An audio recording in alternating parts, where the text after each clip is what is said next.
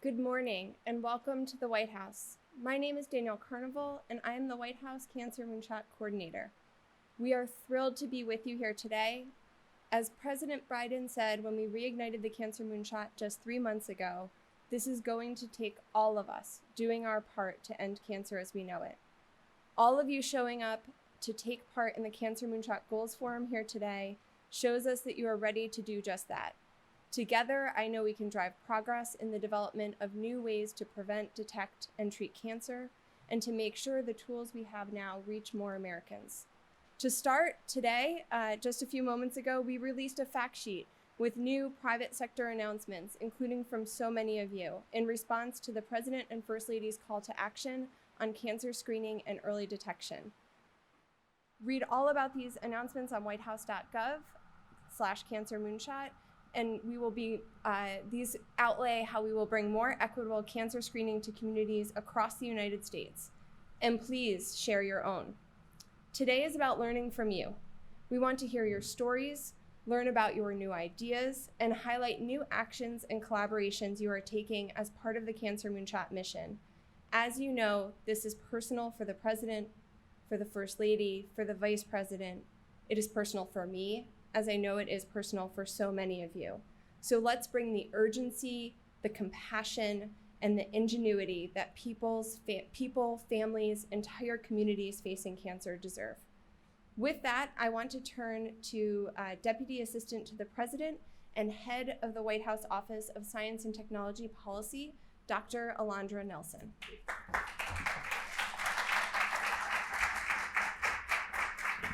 Good morning, everyone. Let me join Dr. Carnival and welcome you to the White House. It's great to be together for this really important conversation.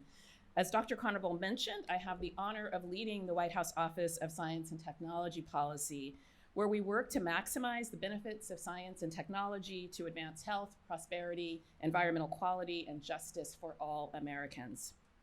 And we are proud to be the home of the Cancer Moonshot. It was almost 100 days, 98 days to be exact, that President Joe Biden and First Lady Dr. Jill Biden reignited the Cancer Moonshot with renewed White House leadership and a new set of bold, ambitious goals to reduce the cancer death rate by at least 50% over the next 25 years, to improve the experience of patients and families living with and surviving cancer, and by doing this and more, to make progress toward ending cancer as we know it. And since this is the White House, where the first 100 days has for decades been used as a yardstick of progress, it's worth taking stock of what's happened over these first 100 days of the Cancer Moonshot since it's been reignited. Here are a few highlights of what we've accomplished to date. On March 1st, in the State of the Union address, the President highlighted the Cancer Moonshot as part of his Unity Agenda for America, as one of the 4 big challenges that we as a nation can tackle together, along with supporting our veterans, beating the opioid epidemic, and holding tech platforms accountable as part of addressing mental health issues. On March 16th, President Biden and Dr. Biden inaugurated the Cancer Cabinet, which includes senior White House officials, cabinet secretaries, and leadership from across federal departments and agencies, all of whom are committed to working together through a whole of government approach to cancer and to ending cancer as we know it. And they focused on, in this first meeting, setting priorities for 2022 and beyond. In the days and weeks that followed, there were new initiatives announced across the Biden-Harris administration and the Cancer Moonshot. The National Cancer Institute announced new efforts to connect underrepresented populations with clinical trials and to create a new Cancer Moonshot Scholars Program to invest in the next generation of diverse, innovative cancer researchers. The Food and Drug Administration released guidance for cancer clinical trials to help make them more accessible for older adult patients and to help expedite drug development to be more efficient for patients without compromising safety. The Environmental Protection Agency began accelerating cleanup at dozens of legacy Superfund sites and is helping states to replace lead pipes and service lines, which will protect millions of families from so-called forever chemicals and other contaminants that may increase people's risk of getting certain cancers. There were also new funding priorities in the first 100 days for the reignited Cancer Moonshot.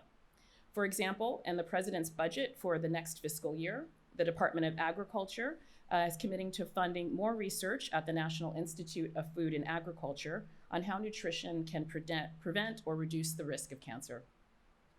Additionally, the Department of Defense is expanding to all of its hospitals a signature clinical research program, the Applied Proteogenomics Organizational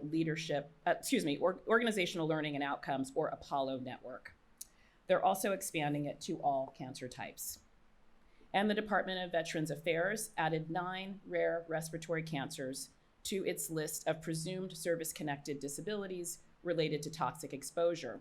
So veterans with these cancers may now be eligible for healthcare and expedited disability claims.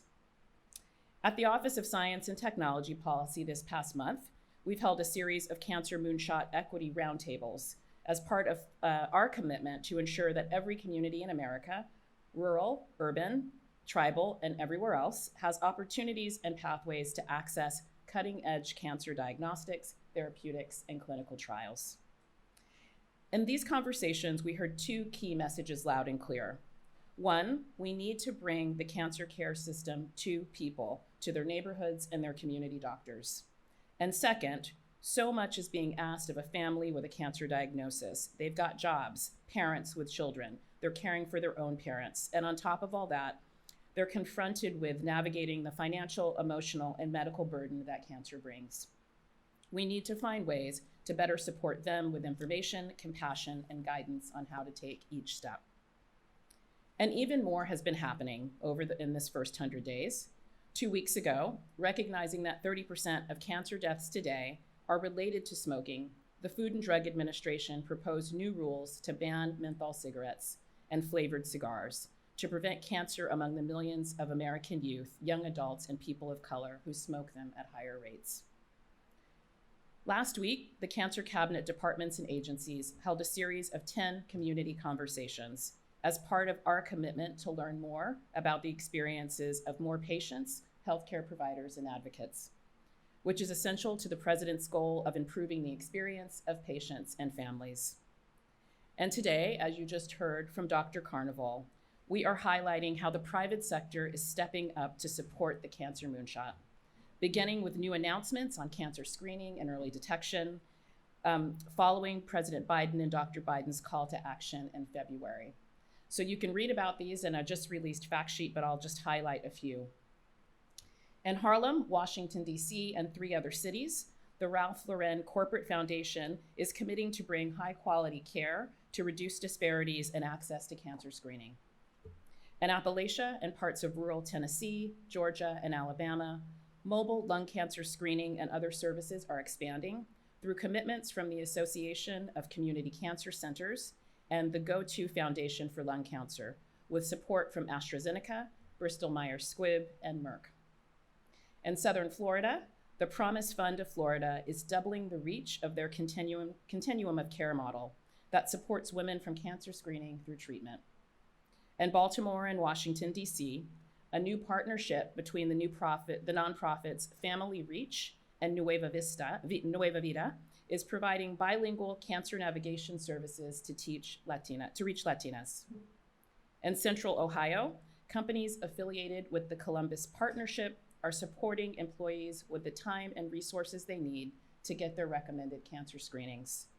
And nationwide, new efforts from the American Cancer Society, the Cancer Support Community, the National Minority Equality Forum, and others are reaching communities with knowledge, support, and access to early cancer detection. It is a thrilling list of commitments. We are confident that these new initiatives will get people back to screening, which will save and extend lives. But as I said, we are just getting started.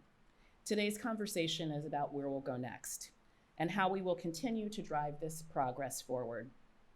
We will hear from Cancer Cabinet members who will provide more updates on the progress made so far toward achieving the President's goals. And we've got an incredible team of leaders in science and policy moving this work forward.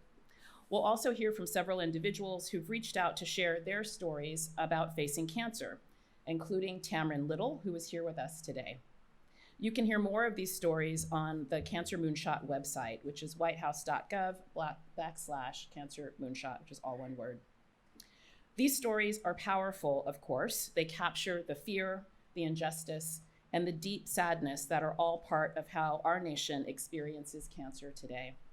But they also capture the hope, the motivation, and the ideas of how we change the way we tackle the cancer challenge. All told, we've done a lot during the Cancer Moonshot's first 100 days. And part of why we're here today is to chart the next 100 days. President Biden's Cancer Moonshot goals are bold and big, and they won't be achieved overnight. To get there, it will, as Dr. Carnival said, take all of us working together, working hard in every way possible to move the mission forward, just like we've done over the past 100 days, setting near-term goals, getting them done, and turning to what's needed next. Today, and especially this afternoon, we will begin to focus on what's next by tackling challenges and answering questions like, how can we address inequities by bringing innovative cancer care to communities? What approaches can we take to accelerate progress on rare and deadly cancers, including pediatric cancers? How can we best provide navigation support for every patient and family facing cancer, including guidance on the medical, financial, and psychosocial impacts of the disease? And how can we drive innovation to bring effective, targeted therapies to patients who can benefit from them? It is on us, all of us, to keep moving forward. The president has asked for everyone to be part of this effort.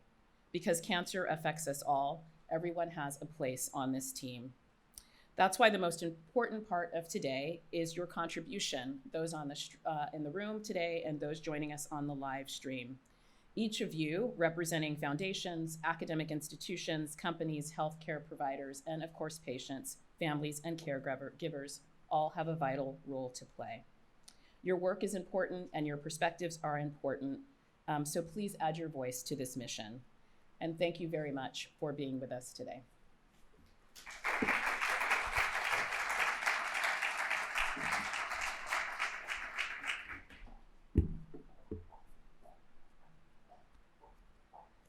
Thank you, Dr. Nelson. You heard Alondra talk about the importance of patients' voices driving this work, and we're going to turn to a video of one of those right now. We want you to learn from Erin Perkins, a survivor who shared her story and expertise with us. Hey, my name is Erin Perkins. I am a 36-year-old mom of 2 in North Carolina. I was diagnosed with stage 2B invasive ductal carcinoma last year on January 28th, 2021. It was grade 3 tumor. It was triple negative, non-hormone driven. I received 16 chemotherapy infusions and a bilateral mastectomy to flat. I received pathology complete response after chemo, and now I'm navigating the world of survivorship as well as hair regrowth. I would like to just be a story of a young person who has received a diagnosis like this even before screening is recommended. Thank you so much for doing this campaign, and I want you to know that as a young mom going through this, we definitely need the support of the White House for research and to prevent these kinds of things happening and young moms dying of metastatic disease. So thank you so much. Thank you, Erin. We took the president's call to end cancer as we know it seriously and identified with broad input from the community 7 ways we know cancer, where we believe we need improvement. That includes cancer screening and early detection, prevention, addressing inequities, targeting effective treatments to patients, identifying approaches to make progress on deadly and rare cancers, including childhood cancer, better supporting patients and families and caregivers, and learning from more people living with cancer. These 7 pillars give us a shared agenda for the administration's effort as part of the Cancer Moonshot, and we hope give us all a shared agenda for you to target your efforts as well. As Alondra mentioned, one of the things the president called for when he reignited the Cancer Moonshot was a whole-of-government approach. We realized this vision with the creation of the first ever Cancer Cabinet, which includes leadership from agencies and departments across the Biden-Harris administration. Everything from the Environmental Protection Agency, the Department of Energy, to the Department of Defense, in addition to White House leadership from the Office of the First Lady, the Office of the Vice President, and many of our other White House colleagues. Last week, as Dr. Nelson said, Cancer Cabinet agencies and departments hosted a virtual series of 10 roundtable discussions, Cancer Moonshot Community Conversations, to inform and advance Cancer Moonshot priorities. Today, many of those agencies will be represented by their leadership to discuss their priorities and goals as part of the Cancer Moonshot. We will start with a conversation on innovation. We are joined by U.S. Secretary of Veterans Affairs Dennis McDonough, Deputy Secretary of Health and Human Services Andrea Palm, with the conversation being moderated by the President's Acting Science Advisor, Dr. Francis Collins.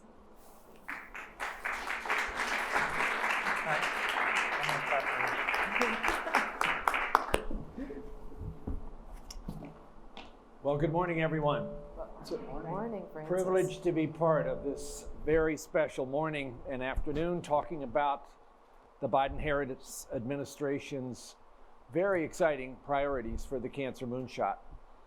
As the acting science advisor to the president for the last 2 months, it's been my privilege to work closely with Danielle Carnival and Alondra Nelson and many others on what is a very high presidential priority and a deep personal priority for myself as the former director of the National Institutes of Health. We're going to have a really interesting discussion here with this panel. It's a privilege to be able to be here with Secretary McDonough and Deputy Secretary Palm, both of whom are real leaders in this space. I guess just by way of setting the table, I think it's fair to say that cancer innovation is at a very exciting place, and one of the goals of the Moonshot is to further accelerate that.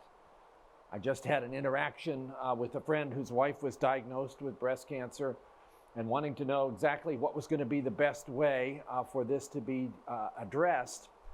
And it occurred to me in giving advice to what is probably going to turn out to be a not terribly threatening cancer, that a lumpectomy and radiation is probably going to be what this individual needs. But I also said, be sure that you get that particular cancer assessed using genomics to see exactly what is the likelihood of recurrence. This has become a big change in the way in which we manage those situations. You maybe remember that in the past, virtually everybody in that situation was given adjuvant chemotherapy because you wanted to be sure that somebody who was at high risk for later metastasis got treated. But we now know that an awful lot of women don't need that, and we can identify who are those individuals using these advances from genomics. So that is a change. And a lot of this has come about because of innovations arising from our study of, oh yes, the human genome. I have a little bit of excitement about being able to point that out. And so we can study DNA, we can study RNA, we can study proteins. We'll hear about the Apollo project here in a minute. So that kind of thing is happening. And then in other ways, the things that are happening therapeutically, being able to identify in a very precise way what particular DNA mistakes are driving a particular cancer so that you can practice precision oncology and match for that patient the best available therapeutic that is going to have the highest likelihood of working against that cancer because you know what pathways you need to hit. And of course, the enormous advances that have happened in immunotherapy for cancer, people with metastatic melanoma who are cured today because of recognizing the way in which you can basically take the immune system to school and teach it what to go and find that it had missed with things like checkpoint inhibitors and CAR T cells and TIL cells and a whole lot of other things like that. And we have not seen anywhere near the full reach of immunotherapy. A big push right now, of course, is to figure out how that can be applied to the more recalcitrant cancers, solid tumors like pancreatic cancer or brain tumors like glioblastoma. But there are a lot of people who are pretty optimistic that we are going to figure that out. Maybe even using vaccines, maybe even mRNA vaccines, borrowing from what we learned about the ability to build vaccines quickly and safely from COVID. Those could also accelerate our progress in cancer vaccines. So I'm pretty excited about all that. And I think across the government, whether it's at the VA or in HHS or many other parts of what is now part of the Cancer Moonshot cabinet, there's a real sense of momentum here. And having the president's involvement in this, because you can't imagine a more passionate president and first lady about this topic than Joe and Jill Biden. We are in a very good place to try, not just to sort of let it happen, but push it, make it go faster. And that's certainly what the three of us would very much like to tell you about this morning. So I'm going to be the moderator, and I'm going to pose questions, and they will undoubtedly give brilliant answers, and we'll see how we do here. And I should probably keep eye on the time because we have another panel to follow, which is also going to be terrific. But let me start off. And let me start with Secretary McDonough. We are thrilled to have the VA as part of the Cancer Moonshot, as it has been from the beginning since 2016, as I know, because I think I worked with you then too. But tell us a little bit about VA's commitment to research and how that can contribute to the goals for the Cancer Moonshot. Yeah, well, Francis, thanks so much. It's great to be up here. And I just want to volunteer at the start that I'm having a little imposter syndrome here because I don't think one person doesn't belong here, but I appreciate your forbearance with me. Let me just say a quick word after seeing Aaron on the screen to survivors here in the room, survivors that are watching on the screen. Every day in VA, we're actually curing cancer. And I could not be more proud of our clinicians and our researchers for that.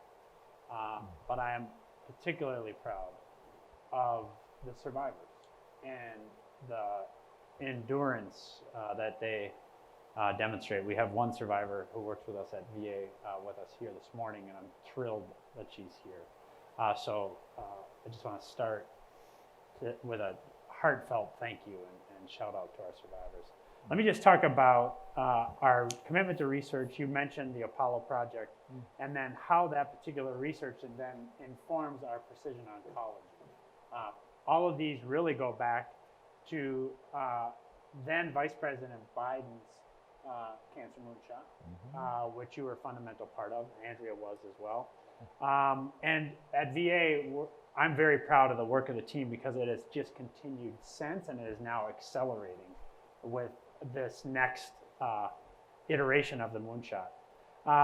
The principal thing I want to call your attention to is the Apollo project, as you said, which stands for Applied Proteogenomics Organizational Learning and Outcomes, which basically allows us to address the unique biology of tumors in service members, active duty service members, and vets, such that we can study the genome of those, the protein basis of those tumors, the biomarkers, how they'll alter and mutate over time, and then using that knowledge about the specific tumor, which is going to be different in every vet, to underscore the clinical care going forward, which then, so that research informs our precision oncology, which is, Dr. Steve Lieber and I were just talking about this. I can't tell you how many hours I heard Vice President Biden and President Obama back in the day talk about this with you, and the enthusiasm for precision oncology, and to now see it in action. So the research is being conducted through the Apollo project now at 15 different sites where we work with NIH and with DOD. Then we now apply the findings of that individual research in the precision oncology clinical care program that we have, which is now through 129 facilities at VA. And we've performed over 24,000 tumor molecular tests to guide treatment decisions in over 18,000 veterans. So those are 18,000 individual veterans whose cancer manifest individual characteristics. But we are now at a point, given the collaboration among DoD, NIH, and VA, to have individualized treatment or clinical treatments for each of those tumors. So that's a short introduction to the kind of work that we're doing. Well, that's really wonderful, Secretary. And again, I hope people see how this represents a great example of working across multiple agencies and departments to focus on this issue. And that's another big goal right now of the Cancer Moonshot Cabinet. But of course, there is a department that has an awful lot of the action in this space, and that would be HHS. And Deputy Secretary Palm, how does HHS think about this in contributing to the innovation part of the Moonshot? Because you oversee all of these leading agencies across the pipeline, from discovery to clinical trials. How do you juggle all that? And communities too. Yeah. Thanks, Francis. And there are a number of areas right now where HHS has a lot of freight, and this one is certainly one of them. For me personally, it is one of the best examples of what a privilege it is to be at HHS, this idea that we really are end to end, and that the opportunity to put people at the center of their care and leverage all of our assets against this issue is such an opportunity, and again, such a privilege and a real responsibility that we at HHS take very seriously. But we really are the research, clinical trials, through the regulatory pipeline, to the bedside, including our colleagues at the Agency for Healthcare Research and Quality, whose mission it is every day to reduce what we know from clinical trials and what best treatment for best outcomes, and drive that to the bedside as quickly as possible. How do we translate that? So we really have a broad set of tools that we that this opportunity with this president and as alums, all of us of the Obama administration, getting a second shot at ending cancer as we know it is such an opportunity to continue to drive this progress.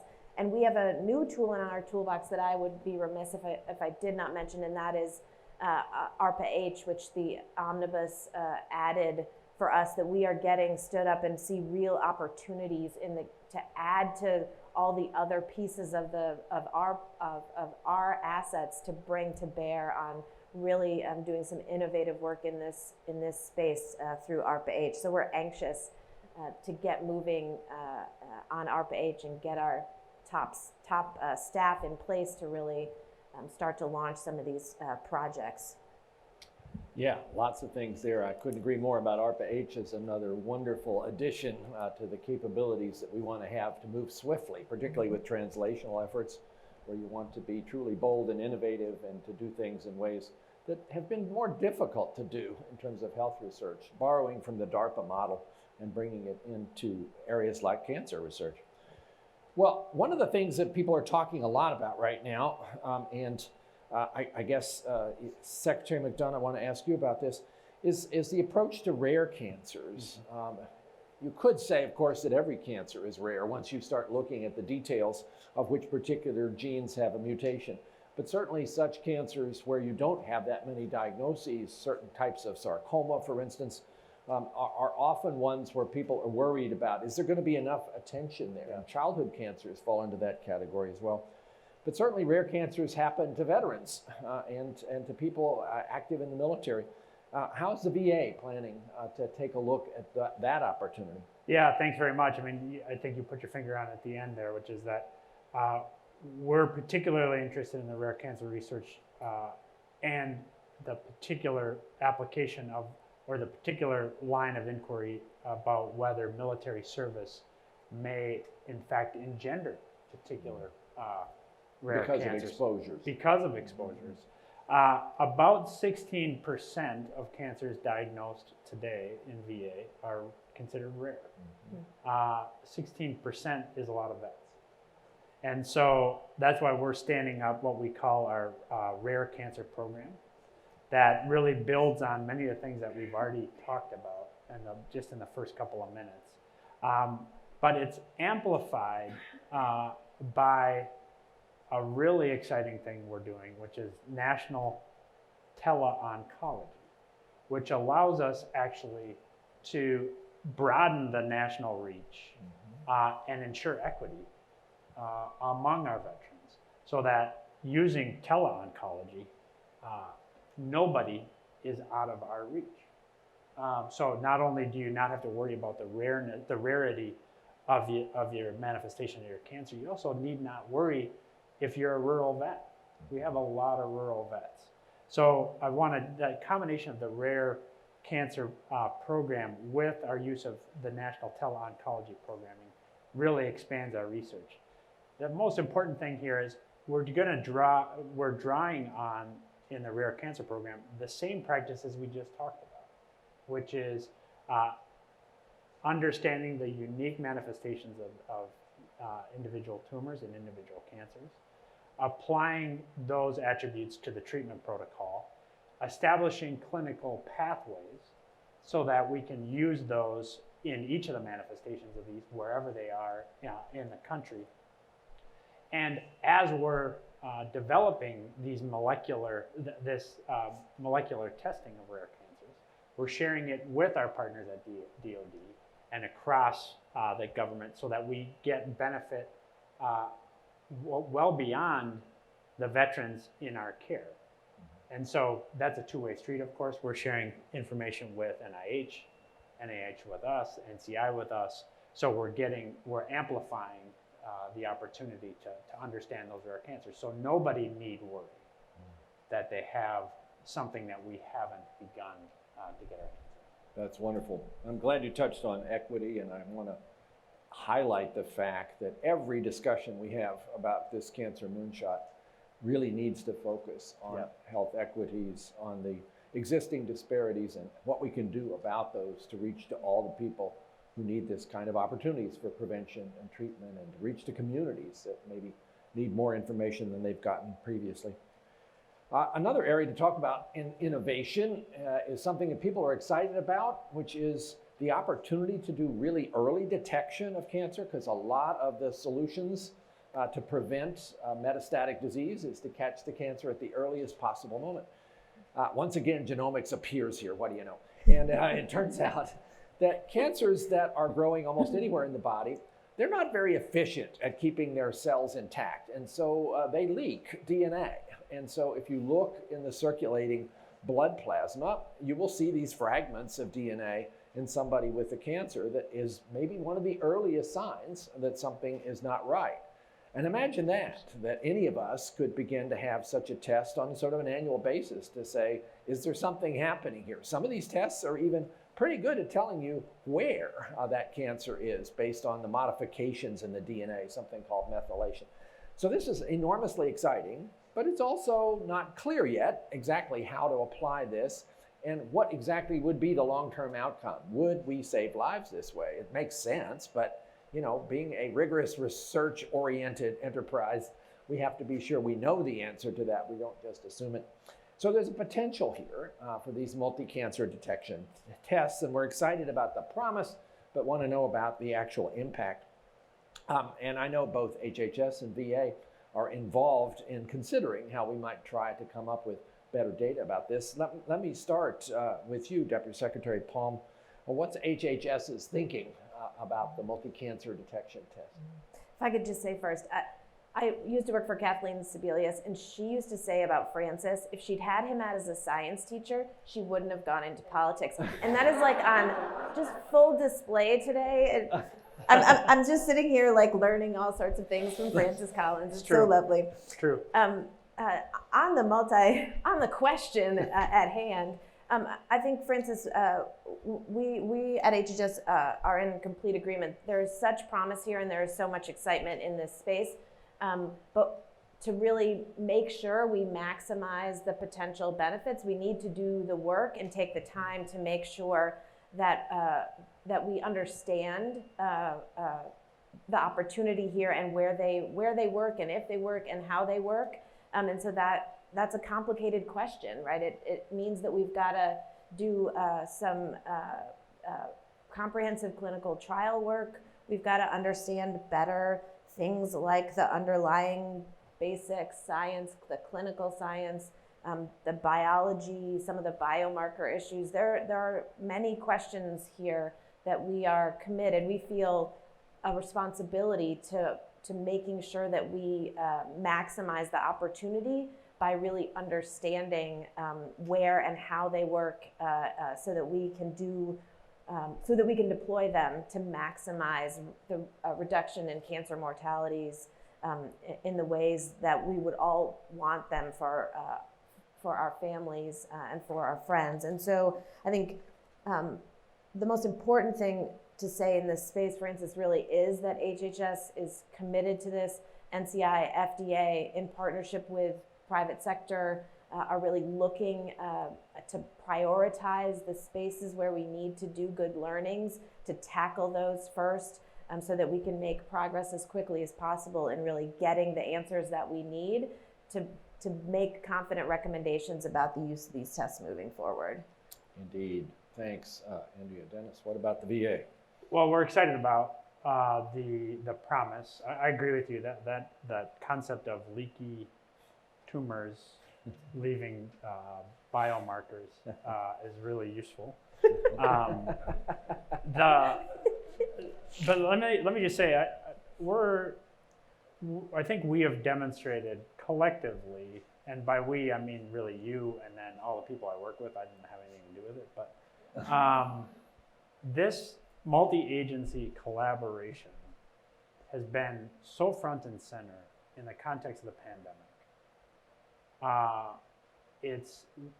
It is obvious that the next place for us to amplify that collaboration with a multi-centered approach, like Andrea is talking about, is on this multi-cancer detection capability. We bring unique capability to that, in as much as we have, with the largest integrated healthcare system in the country, we have amazing longitudinal data about experience of our individual veterans. Really allows us to play a critical role in these clinical trials that are going to be so critical to the multi-cancer detection capability. But I think, so we're really excited about it. We're going to take the lead of NIH, HHS, NCI on this. And the thing to be cognizant of is, I think, I'll just put a fine point on what Andrea was warning about. And I'm not trying to be a wet blanket here, but I am trying to just say that the reason to treat this as carefully as the Moonshot now intends to treat it is that false negatives would be a distraction. Would be a distraction because of the personal cost of those individual veterans, the emotional cost, the financial cost, and distraction.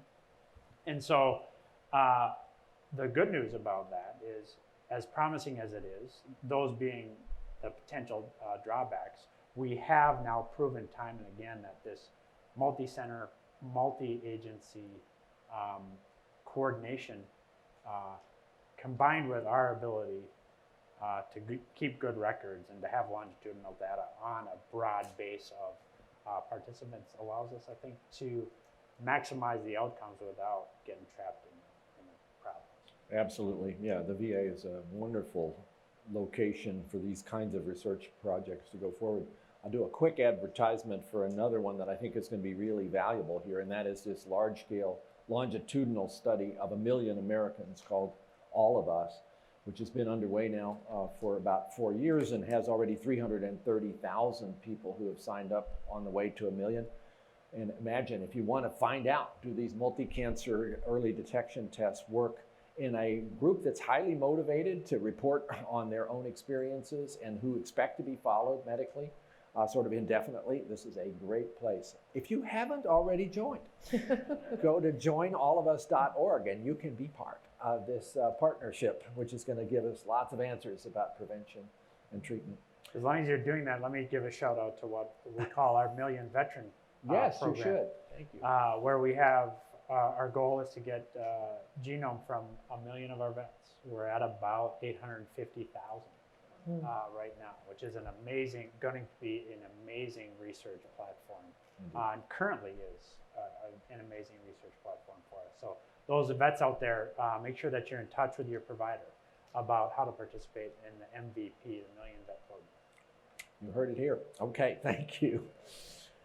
We mentioned equity. Let's talk more directly about that in terms of how the Moonshot is reaching out to ensure that every community in America, rural, urban, tribal, and everywhere else, has access to cutting-edge cancer diagnostics, therapeutics, and clinical trials. Let me start with you, Deputy Secretary Palm. What are the steps that HHS is taking to increase the diversity and efficiency of clinical trials? Yeah. I should say right up front that this is a priority of the Secretary's, has been. If he mentioned it to me the first time I ever talked to him, I would not be surprised. And he has got the team really focused on how we think about this, how we execute against it, how we do this work. The equity agenda at HHS is critical across the board. It is something that we foundationally and fundamentally are driving into all of the work that we do, certainly in this space. I think this is a place where NCI has really led for us.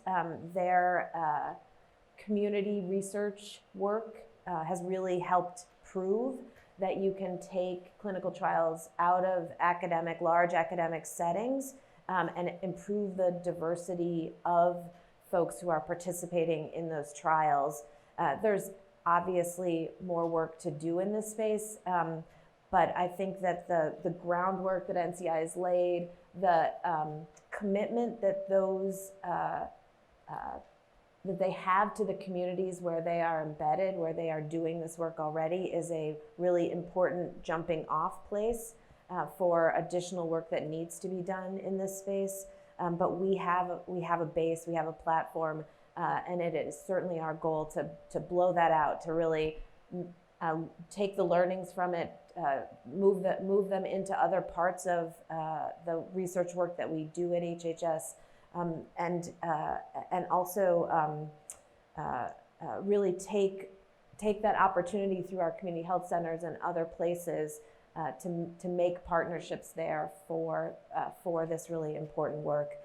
The other thing I would say in this space, obviously the Food and Drug Administration has an important role to play as a regulator for products and the clinical trials that are developed and designed by entities that are going to be submitting applications.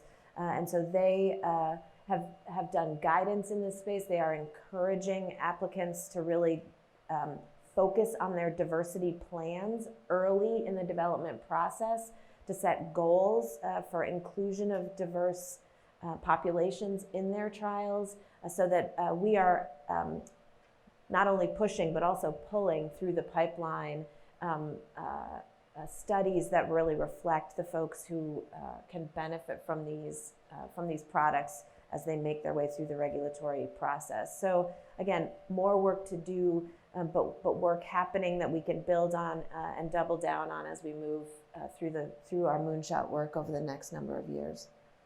Thanks. Mr. Secretary, VA and the importance of diversity in clinical trial access. So we've been working with FDA now for a number of years, really going back to the early days of the Moonshot, but even before that, on making sure that we are working with our clinicians to get veterans of color into clinical trials. Mm-hmm. But we're really excited about a couple of new innovations that, and then so I'll talk about two, and then I'll highlight a third potentiality. But the thing that our early work demonstrated to us is that we need a way to ensure that the full geography of the country is covered by access to clinical trials, for example. And so that's where the National Tele-Oncology Program has really come into play. So our oncology program office stood up the National Tele-Oncology Program. So we work with each of our medical centers and clinicians in our medical centers across the country to ensure that if there are veterans in a particular geography with a particular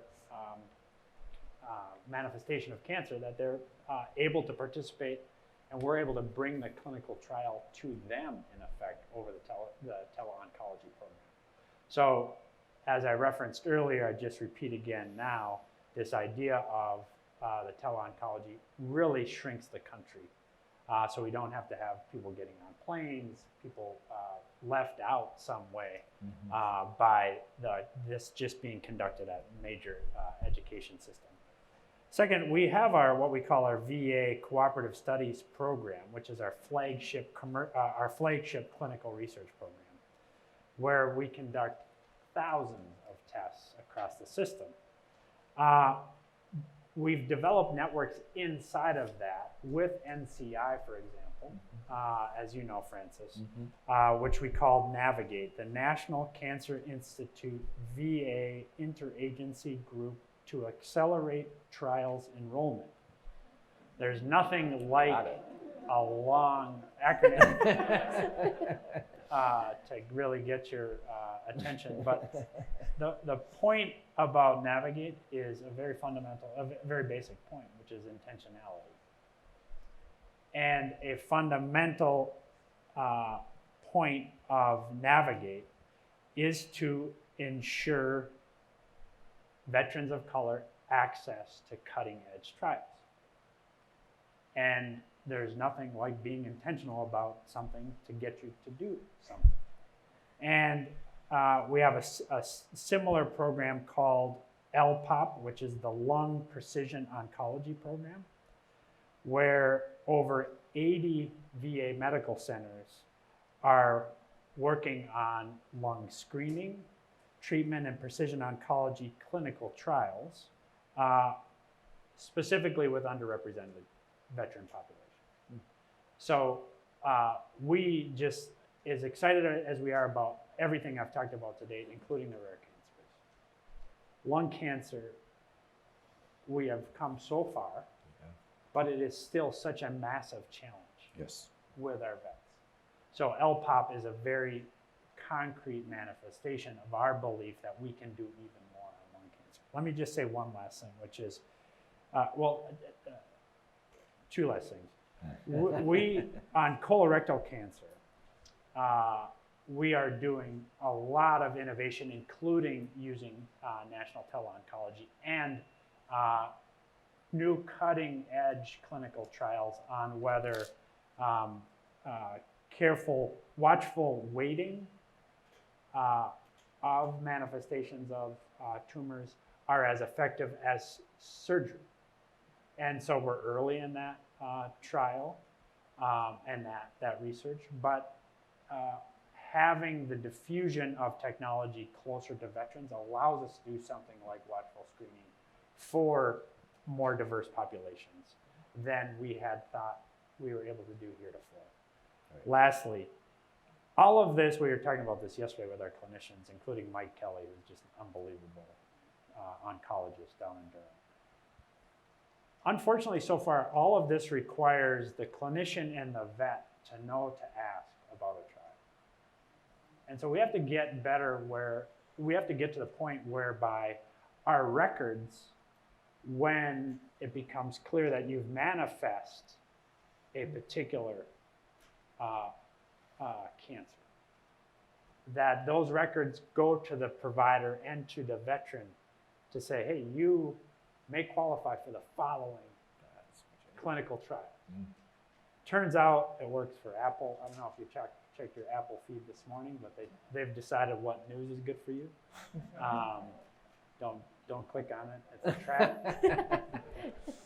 We should be using that technology to make this that much easier, rather than having great clinicians like we have, in the thousands at VA, or vets themselves like Aaron or Jackie have to be their advocates, right? Let's make sure the technology works for us. That's a great point. Well, in our final minutes, because we're about to use up our half hour of this panel, which has been a lot of fun, I want to ask each of you for one sort of final big picture reflection. Why do you think the Cancer Moonshot has resonated so effectively and widely with people in the research, healthcare, and patient community? And yeah, what would be your aspirations as this work moves forward? Big picture. Deputy Secretary Paul.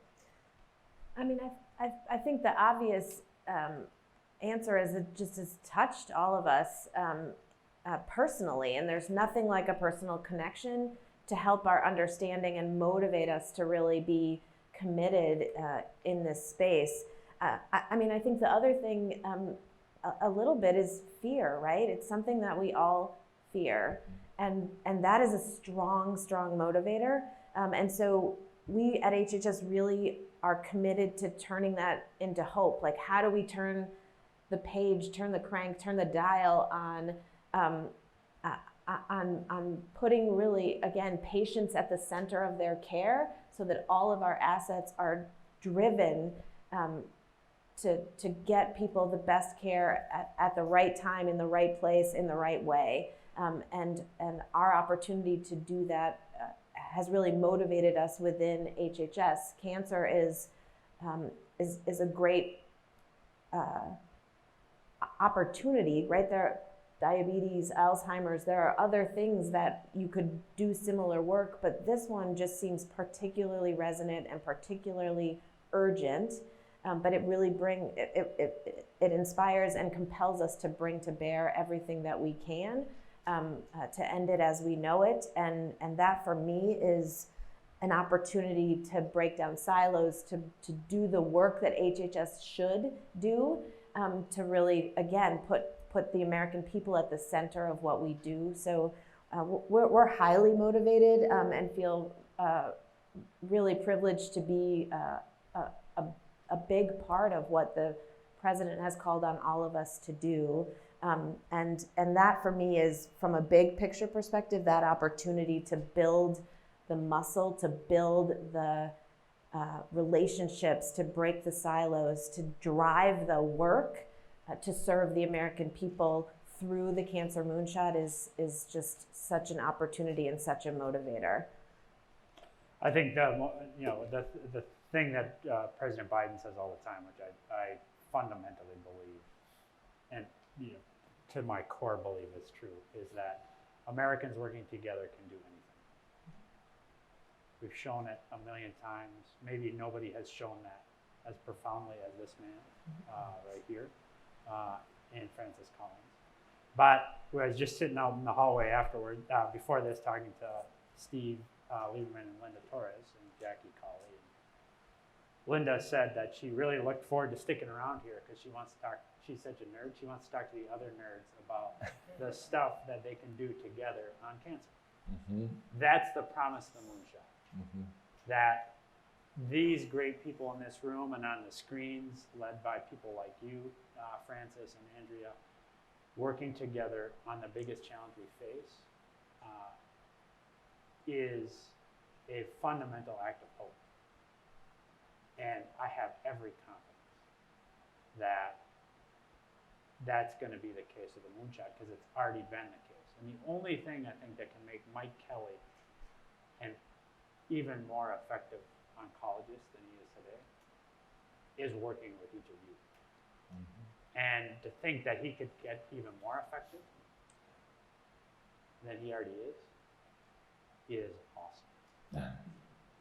And so I am thrilled about the Moonshot. I'm thrilled to be allowed to come to the meetings.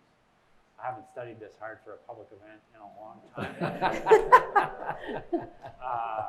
So I'm thrilled to be part of it, and I'm really proud of you guys for doing it. Oh, this is a wonderful way to sum it up. And I hope you do get the sense here that this is a historic moment. The science is moving at an exponential pace that has never happened in my lifetime to understand how to identify, treat, and cure cancers. And we have leaders like the two you have just listened to, and a passionate president to push this forward. This is our historic opportunity. We can do this. We can end cancer as we know it. Would you please join me in thanking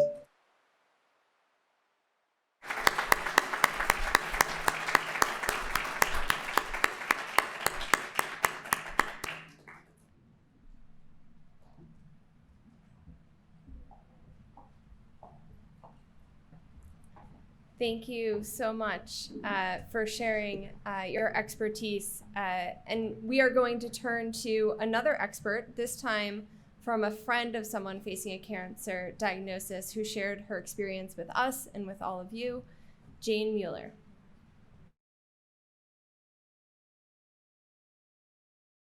Hi, my name is Jane Mueller. I live in St. George, Utah, and a rural community in the very southwestern edge of the state.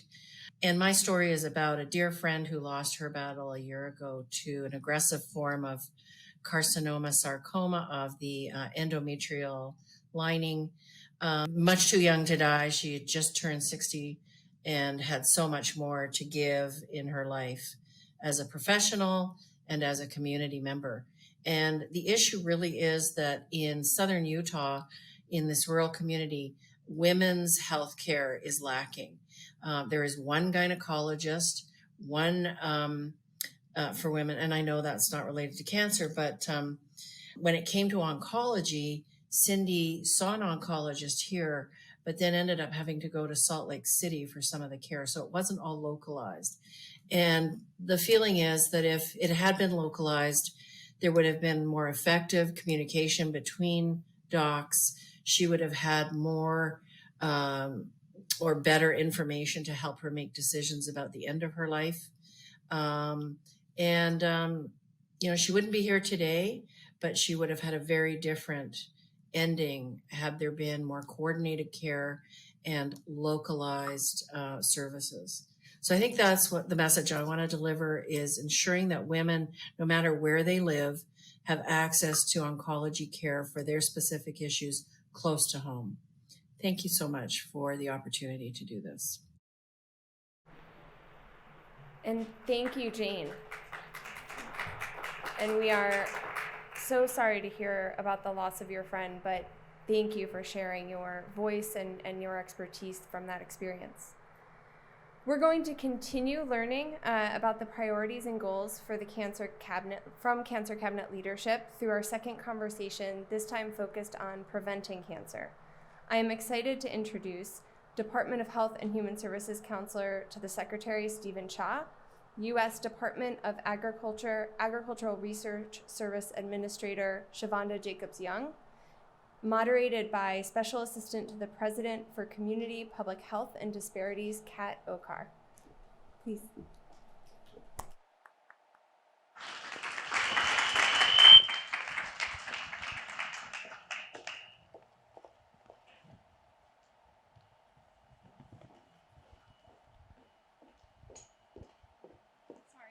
Mic difficulties.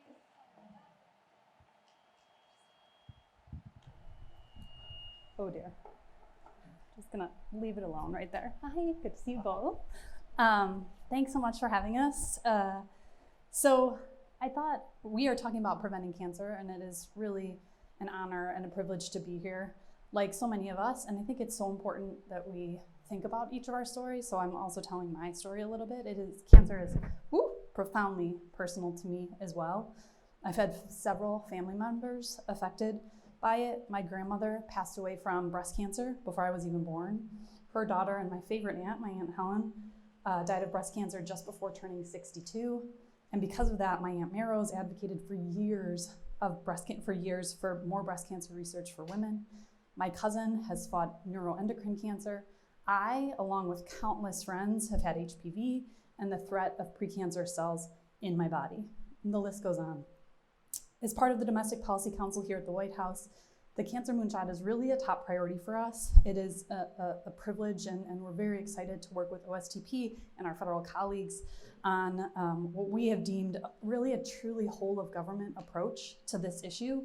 And what that means, and I know we say it all the time, but it means is that we're thinking about every lever we can push and pull from the federal government. And that doesn't just mean USDA and HHS, that means the Department of Defense. You just heard from the Department of VA, from EPA, among others.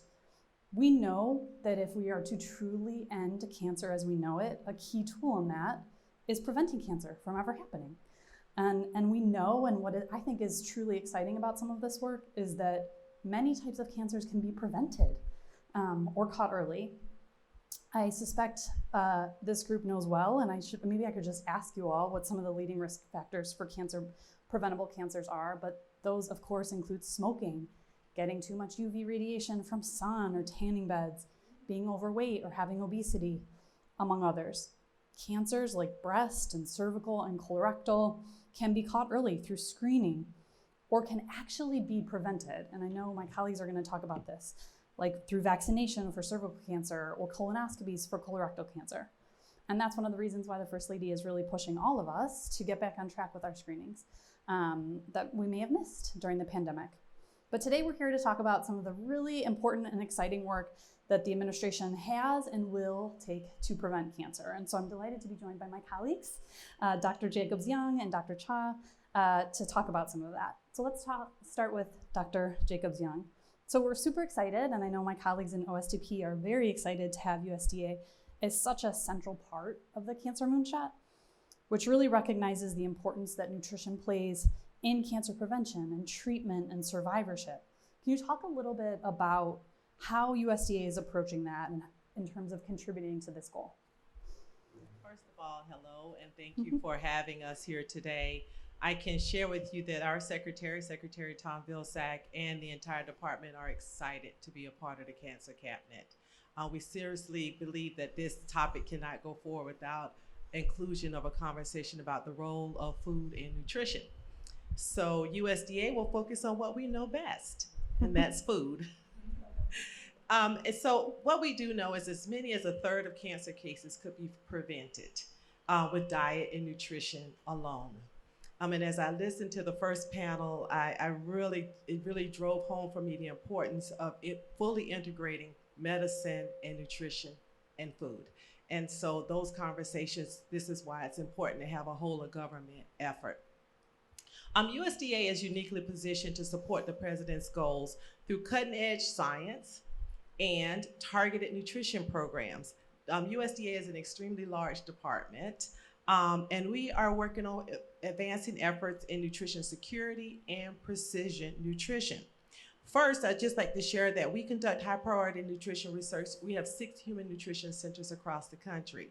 For example, we have a nutrition center at Baylor University College of Medicine where we study children's nutrition. We study entire life cycle. At Tufts University, our Human Nutrition Center studies advice and science for aging. For those of us over 50, this is critically important.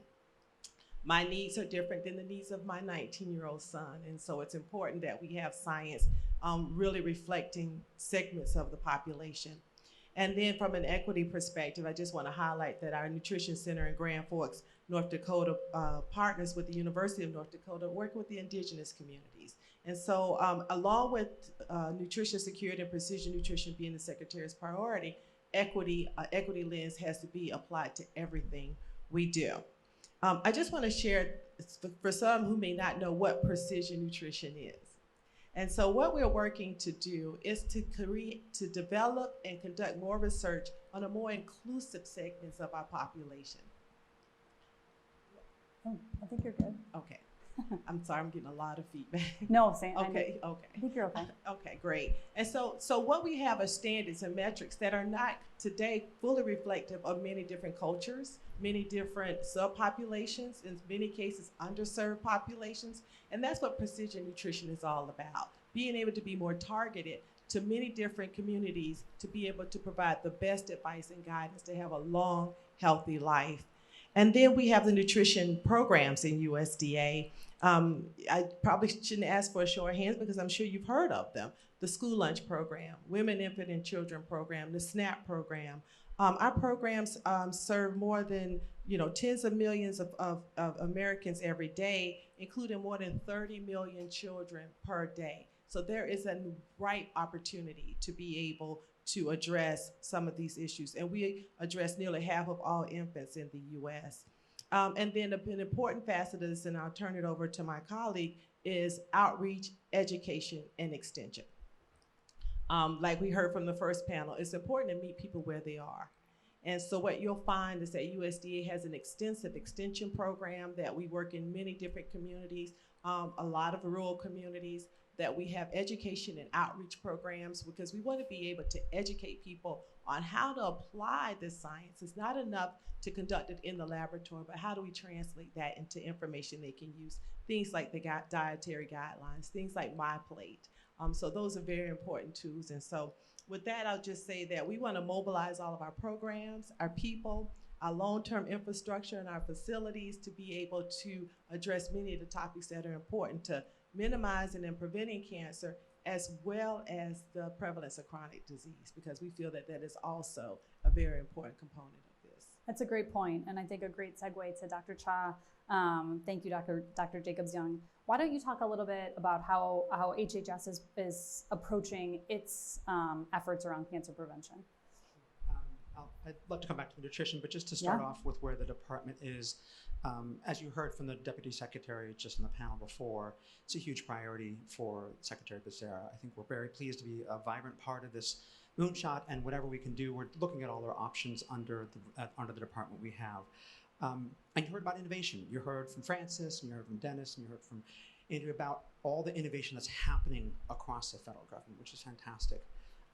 But I love the interlude, frankly, with the video with Jane and Kat, some of your stories, because it's also personal, and innovation isn't enough. It's about how do we get that innovation into the personal lives of each and every one of us, because we already know a lot. As Dr. Jacobs-Young said, we already know that nutrition is an important risk factor for cancer. We already know that tobacco is a leading preventable cause of cancer. We already know that screening can do so much for colorectal, for cervical, for other types of cancer. And in cervical, we already know that we have a vaccine that can virtually eliminate cervical cancer. There is so much that we already know about how innovation can play a role in the lives of Americans. But we have to figure out how to make that personal. We have to figure out how do we bring that to the lives of each and every American? How do we take that innovation shop that we continue to feed and nurture?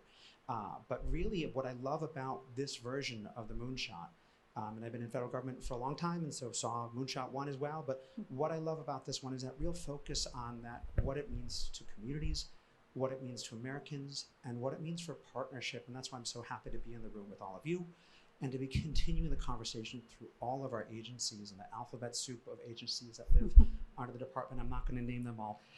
Name them, really, Steve. Let's do it. Let's see. Pop quiz. But it really is about how do we continue this conversation that we're having here today, both today and moving forward. So appreciate the chance to be here. Thanks so much. I will call you Dr. Cha because you earned it, but it's hard to not just say Steve. But so I know we both talked about nutrition, and so we're going to get back to that. And this is an issue that I'm personally quite passionate about, having been a part of this. So just recently, the president announced that the White House will host a conference on hunger, nutrition, and health in September of this year, which is super, super exciting, with a kind of a two-pronged goal. One is ending hunger. The other is increasing physical activity and healthy eating to ensure that fewer Americans experience diet-related diseases. And of course, that includes obesity, hypertension, and of course, cancer. Dr. Jacobs-Young, why don't you tell us a little bit about how USDA is thinking about this, how you are striving to be truly transformational in this type of work? Because I think we can collectively agree, if we're gonna really meet that goal, we need to be transformational. Absolutely. And one of the things that I think is extremely unique about USDA is we have the opportunity to look at the full cycle, the full systems approach to this topic. We do a lot of research in our nutrition centers. We can take the lessons we learn in the nutrition centers. For example, what component in blueberries makes it healthy for cancer? And then we can take it back to our laboratories, our 90 labs across the country. We have hundreds of plant breeders in the country that can then go and breed in that component. And so we have this sort of circular opportunity, which is very, very nice. I want to touch on what Dr. Cha said for a moment, because we're conducting so much research. We are research is coming out of our ears, data is coming out of our ears. The question that keeps us all up is how do we, so knowledge is power, implementation is success. How do we get people to implement all of the things that we've learned? And so one of the strategies we're going to certainly implement in this process, and it started last week with the community conversations, we want to listen to communities about what they think will work. We don't want to guess what's going to work. And so it's going to be important for us to continue to listen. We've tried a lot of intervention programs and implementation, hit or miss.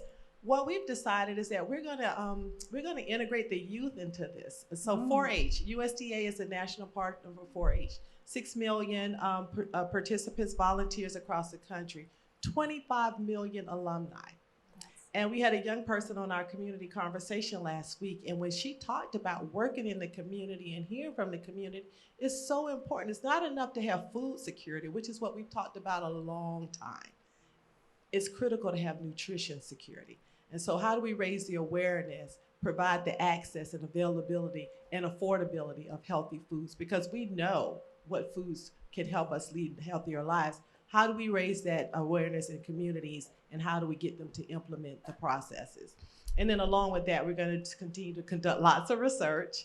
And our partners are the land-grant universities across the country. USDA is a 160-year partnership, working with scientists, researchers, outreach extension folks across the country, bringing them together all around nutrition security, all around precision security, and then how do we translate that into tools people can use? Well, I think you raise a great point on so many levels, but in terms of engaging youth, I think that is super exciting and it makes so much sense. But I also think in terms of nutrition or research and coming out of many avenues of USDA, but I know it's also coming from HHS quite a bit. So Dr. Cha, why don't you talk to us a little bit about some of the research around healthy eating and physical activity as it relates to cancer? Oh yeah, now we are sharing a mic. We're one big happy family, one microphone. I think the problem was me apparently, which I hear at home a lot too. But no, I think in terms of the research, and I appreciate Dr. Jacobs your comment here. Just want to say, I opened up and talked about partnership with all of you and with communities. This is also about partnership within the government and within the Moonshot and with our other fellow departments and agencies. And I think this nutrition conference is a great example where we're really trying to think about how we're pulling folks together, how we're organizing what we're doing as a department on nutrition, and how we're communicating with in a unified voice out. So just in terms of the research, just to say, I think we all know this, but obesity and overweight can contribute to as many as 13 cancers, as many as 40% of all cancers.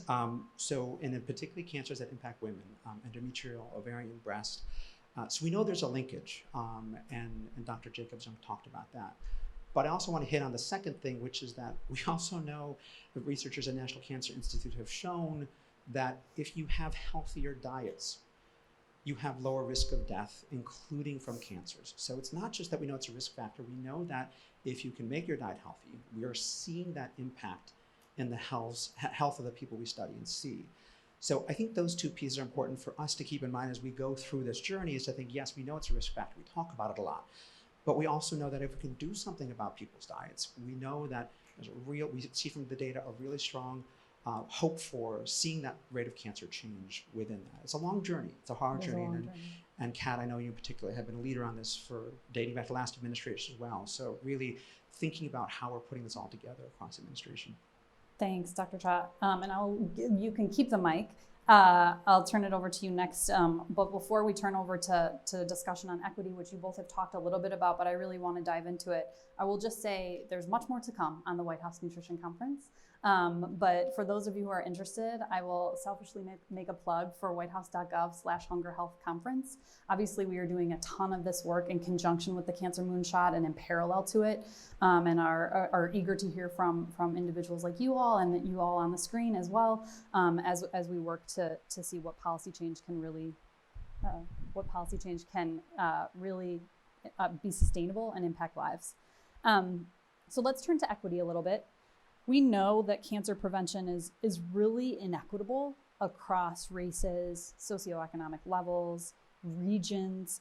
How is HHS specifically thinking about equity as it relates to cancer and especially cancer prevention? Yeah, and so I just want to again associate myself with some of the Deputy Secretary's comments about the secretary asks about this in just about every meeting you're in. You better have your talking point straight on equity because he's going to ask. It's something that's important to him, and he wants to see movement on this across all the initiatives. So on the one hand, I want to say, as the DepSec said, it's part of everything we do. It's part of when we bring an issue forward, how do we think about equity, not just as the last bullet on a slide, but sometimes the first bullet on a slide? How do we think about what this means to communities? But I also wanted to lift up one other initiative that I think is just really important to a lot of us here in this administration and certainly to us at HHS, which is FDA's action last month to prohibit menthol in cigarettes and prohibit flavorings in cigars. We know that communities of color, low-income families, LGBTQ have been targeted for marketing by tobacco companies. And we know it's worked. 85% of Black smokers smoke menthol. Right, and so we know that this is a really disproportionate issue for communities. It also helps with youth initiation. It soothes the irritation, masks the harshness, and we know that menthol makes it easier for kids to start, and we know it helps support youth initiation, and we know it makes it harder to quit. So you think about that impact on Black communities, you think about that impact on youth initiation, and you think about what it's doing to make it harder to quit. It was really something that we've been thinking about, the department is thinking about, the agency has been thinking about, and I want to underscore in conversations with communities for years now, years and years and years now.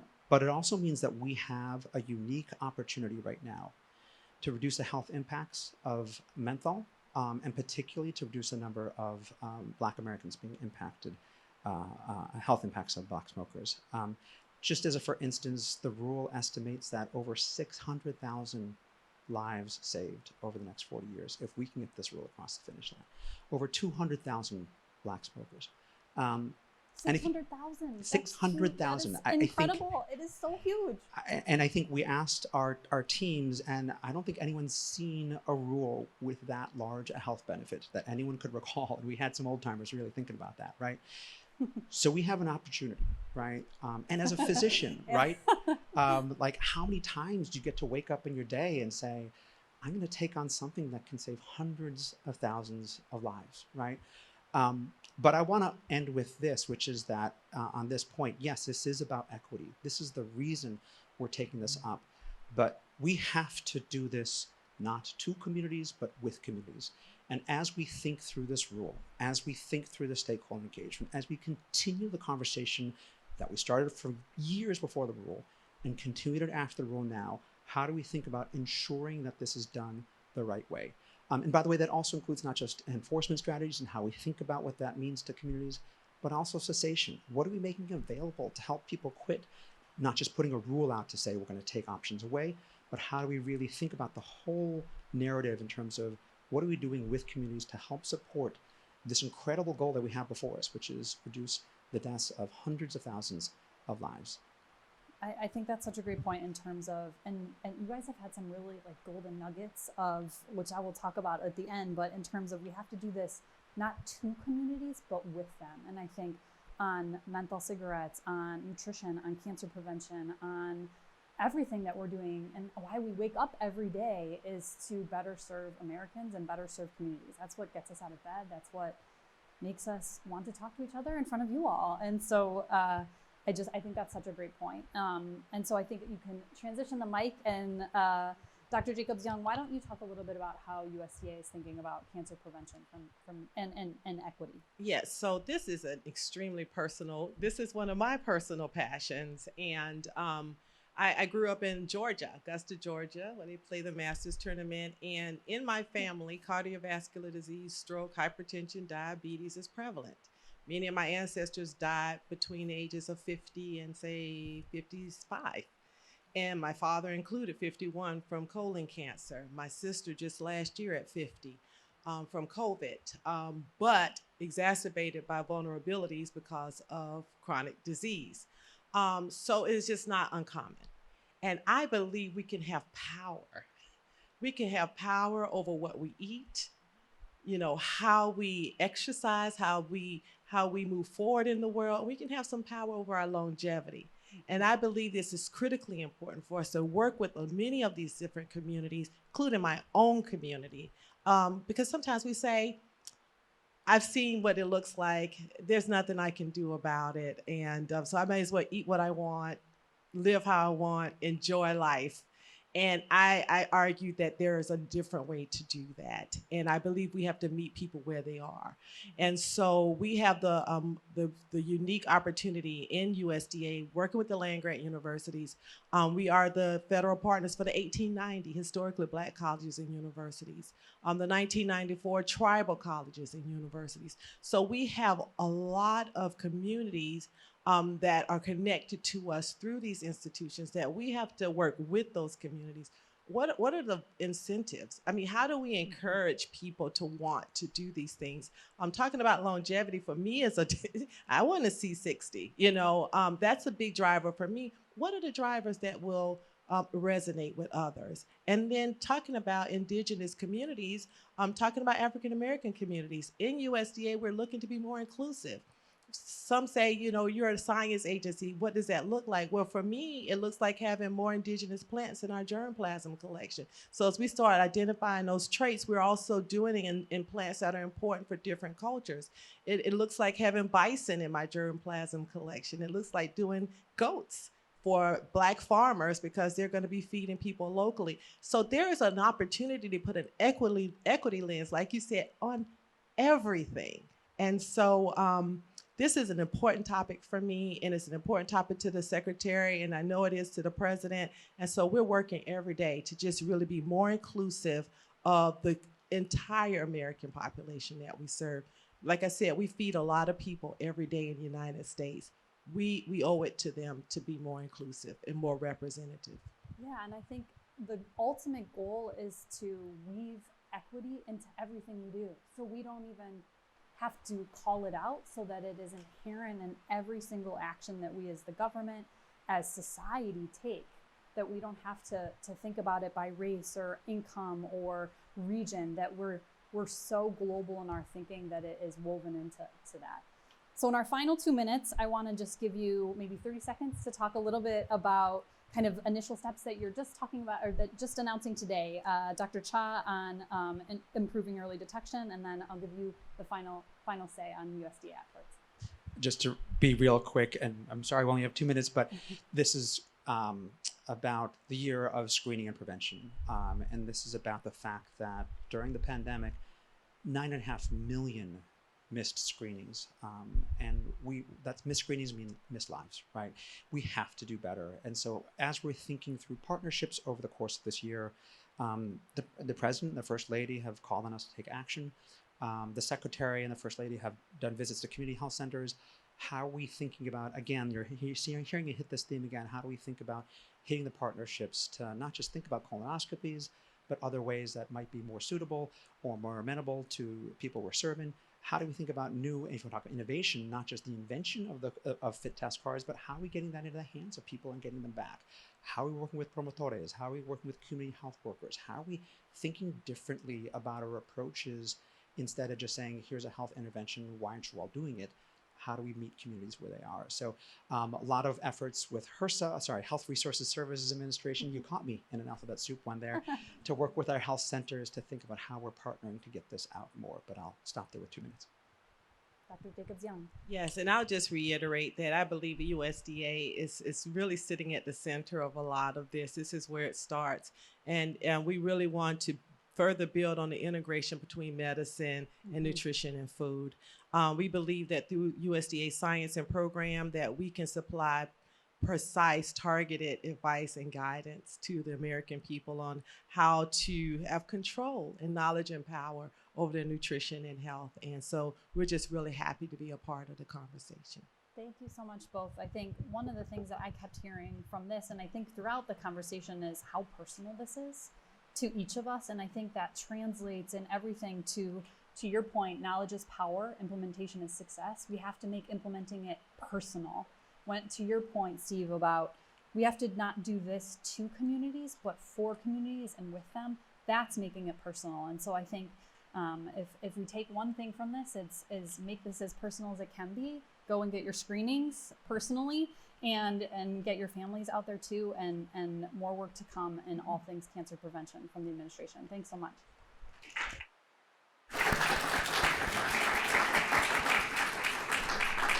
Thank you, Kat, Stephen, and Shavonda.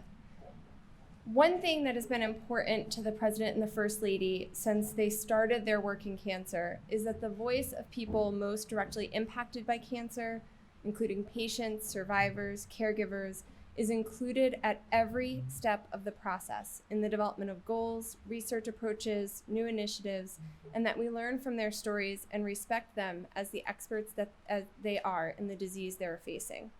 From the start, we have called for those stories to be shared with us to inform the work of the Cancer Moonshot. We released just last week a new page at whitehouse.gov/cancermoonshot where you can learn from those who have shared their experiences and ideas with us all. Today, we will hear just a few of those voices in the next conversation. Listen closely. These stories are not being featured just to pull on our heartstrings, but so that we truly understand the experience of those who have faced this disease themselves or cared for a loved one through a cancer diagnosis. And their presentations don't stop at stories. They prioritize issues that need to be addressed, barriers that need to be removed, for us to reach our goals of decreasing the death rate from cancer by at least 50% over the next 25 years, and improving the experience of those living with and surviving cancer and their loved ones. This is expertise to be treasured, respected, and learned from. So I want to invite up Asal Sayas, Barbara Segura Vasquez, Andrew Berg, and Tamron Little, if you join me in the chairs here.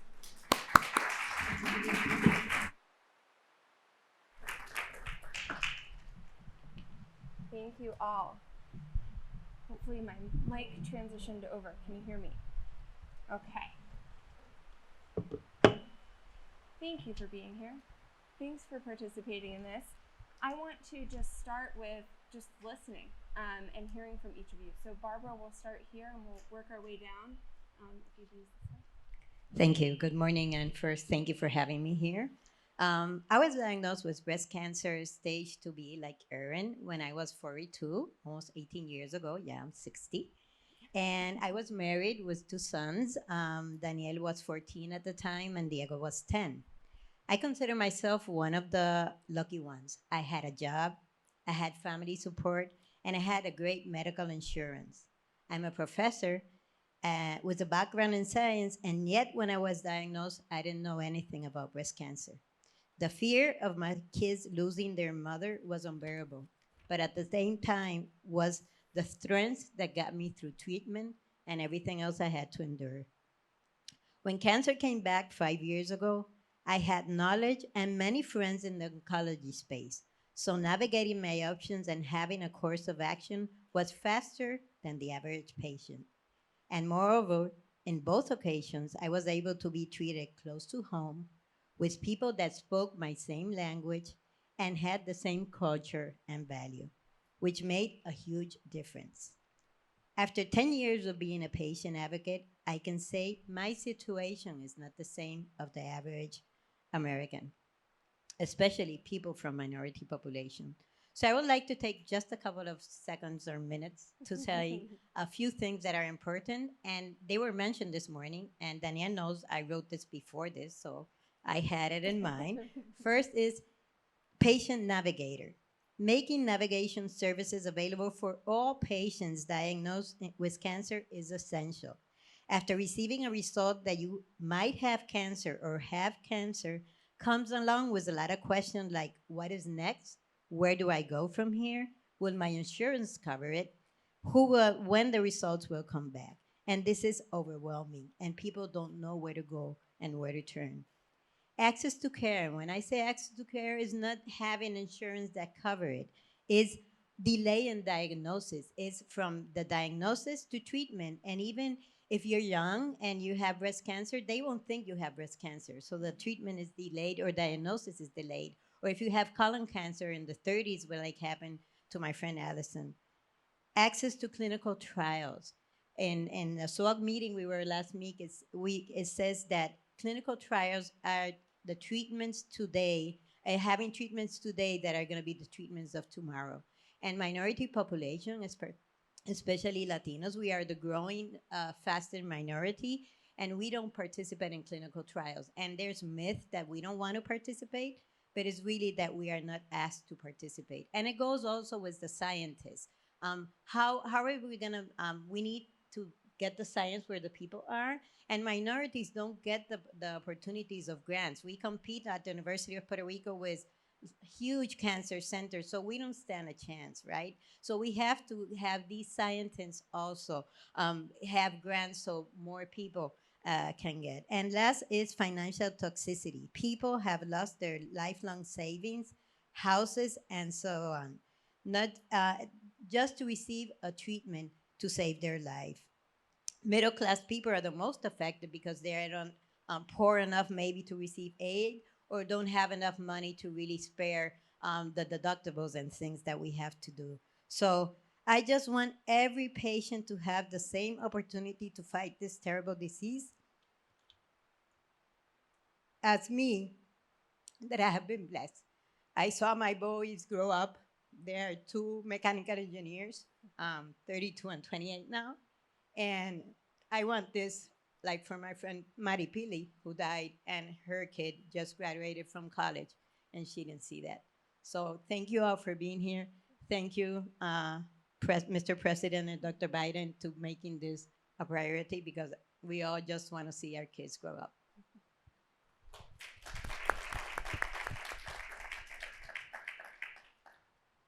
Good morning, everybody. It's really hard to describe how exciting it is to be here today. Also a little bit nervous being up here. First thing I want to do is I want to thank the Biden administration for restarting the Cancer Moonshot Initiative, as well as Dr. Carnival and her staff and team for the invite today. My name is Andy Berg, and I am a patient living with a rare genetic predisposition to cancer. In 2018, my dad was diagnosed with chronic myelomonocytic leukemia, CMML for short, and made the brave decision to have a stem cell transplant. And we're lucky. It was successful. He's in remission. It's fantastic. But he's going to live with the side effects of that transplant for the rest of his life. And my dad's cancer is very rare, very, very rare. And it led to a lot of testing, and it turns out that he has a rare condition called RUNX1 familial platelet disorder. That's RUNX1 familial platelet disorder. It's hereditary, and it's autosomal dominant, and it turns out that it was passed on to me as well as my daughter. And she was diagnosed when she was 3. And so RUNX1 FPD, that's kind of the way you shorten it, I guess. RUNX1 FPD is a blood disorder that makes me, and people like me, 30 times more likely to develop blood cancer than a regular person. RUNX is in every cell of your body, so there's a lot of side effects to that. In the short term, it's platelet issues. So our platelets aren't sticky; they don't work properly. We have low levels of platelets, so I bruised easily growing up. I had a higher risk of bleeding events. In the long term, though, it's definitely monitoring for that malignancies, and that comes with quarterly blood draws and yearly marrows, annual bone marrow biopsies. And so the biggest issue with RUNX, as well as other rare conditions, is just the small N, the small patient population.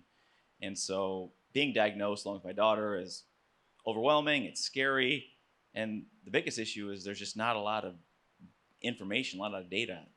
Docs, prescribers aren't familiar with the disease. There's not much information you can find online.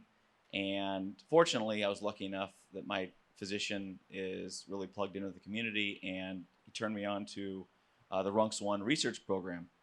And I'm a patient advisor to the group, very, very involved with that group now. They're an amazing group of people that are focused on really cancer prevention research, educating the provider community, raising awareness for the disease, and things like screenings, as well as supporting the patient community. And so I'm past the median age for development of blood cancers with this condition. So if I progress to malignancy, I will get a stem cell transplant for the most, assuming that happens, I'll end up with a stem cell transplant. But organizations like the RUNX1 research program, and as well as the Cancer Moonshot Initiative, give our family hope that one day there'll be some more choices, more options for therapeutics and interventions out there for my daughter. And so from a barrier, the biggest barrier that we see as a small population, it has to do with data sharing. And so we're hopeful. There's so many fantastic institutions across the country as well as the world that are researching RUNX1. But the biggest problem is definitely not everyone's talking to each other. And this condition is so rare that each of the groups, they'll be following a handful of families. And only researching a handful of families isn't going to give any one group, any one institution, any one scientist enough data to make meaningful conclusions and advance science. And the RUNX1 research program spends a lot of their time and energy and money attempting to bring all these groups together. They helped to direct us, my family, to the participation of there's a natural history study for RUNX1 at NIH. That's been fantastic. The study team at NIH so far, or when the study was initiated, they committed to building a database to facilitate data sharing across researchers. So far, we haven't gotten to that point yet. It has not materialized yet. And so to facilitate this data sharing, as well as the benefits to patients and help facilitate this research among scientists, we need federal legislation to create guidelines on data sharing, and implement efficient processes, and as well as resources for the researchers to share the data. We need funding to maintain the databases, to adjudicate requests for that data, and write and run the queries. That's another big part, is actually writing and running the queries. And so amazing research is being done, and it won't be nearly as impactful if we don't have if we don't have enough data to make conclusions. And so we definitely need federal legislation to help facilitate this. And so lastly, I'll end on just thank you again, Dr. Carnival and the Biden administration for this awesome opportunity. And looking forward to coming out of today with some concrete action items to address, to be able to solve this big issue of data sharing amongst the researching community. Thank you so much.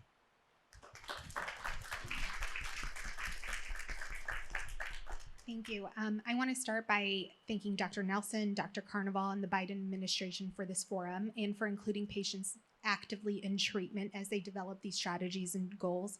The administration has made it very clear that they center the patient voice and understand there is value when we include people at the center of the experience. So again, I just think it's so powerful and provides so much hope to patients like me and their families that this is a presidential priority and has the whole of government working. So thank you for that. My name is Asal, and when I was 35 years old, mild abdominal pain landed me in the ER.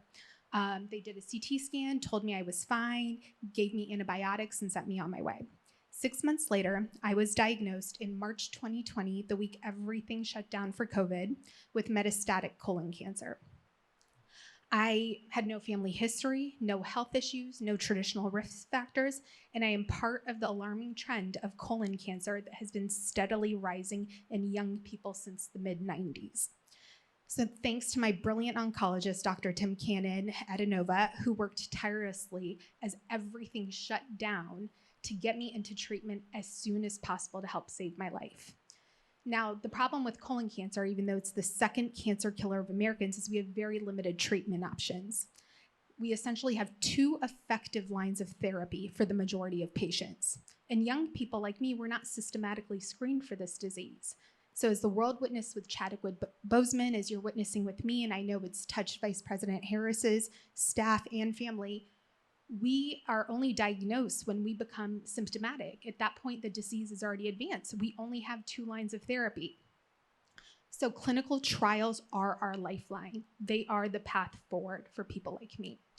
Unfortunately, we know that colon cancer disproportionately impacts communities of color, particularly the Black community that has a 20% higher incidence and 40% higher mortality. And when I was looking at NCI's last annual cancer report, the fastest growing trend in cancer among adolescent and young Americans, or adolescent and AYAs, is colorectal cancer, especially among Hispanics. However, we don't see these patients in clinical trials. And we know that patients in clinical trials have better outcomes.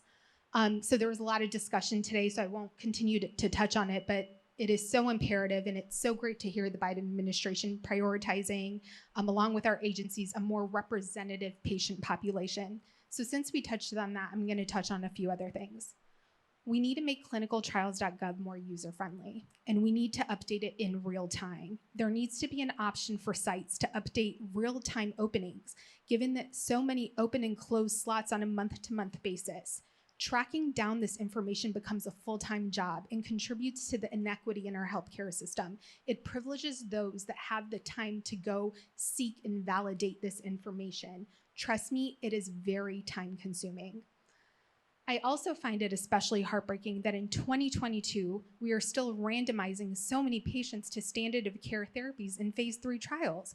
We have tens of thousands of patients that have been treated with these therapies. In colon cancer, we have tens of thousands of patients that have had FOLFOX. We should be confident that we know what to expect from these regimens using historical data, and patients need access to the novel treatments. Lastly, I know there's a lot of discussion around relaxing exclusionary criteria when it comes to enrollment. I mean, I feel that currently you have to be almost a unicorn to be able to get into some of these trials. And we know that some of these exclusionary criteria add to the health inequities in our system, whether it's comorbidities, kidney function, lines of treatment. And so I know there's a lot of work being done in this space. And you know, if we're serious about saving lives, I speak about this from a personal experience. We need to drive innovation to cure patients. We need to use minimal residual disease defined by ctDNA as eligibility criteria for these trials. If you don't want to use them in the trial, use them as an extra arm. Because we have an opportunity to cure patients with novel therapies when the treatment is administered to 100,000 rogue cancer cells, whether until we wait till there's 1 billion cancer cells and the immunosuppressive environment's established. We need to start using these innovative technologies, and patients don't have a decade to wait. So again, thank you. I look forward to the discussion and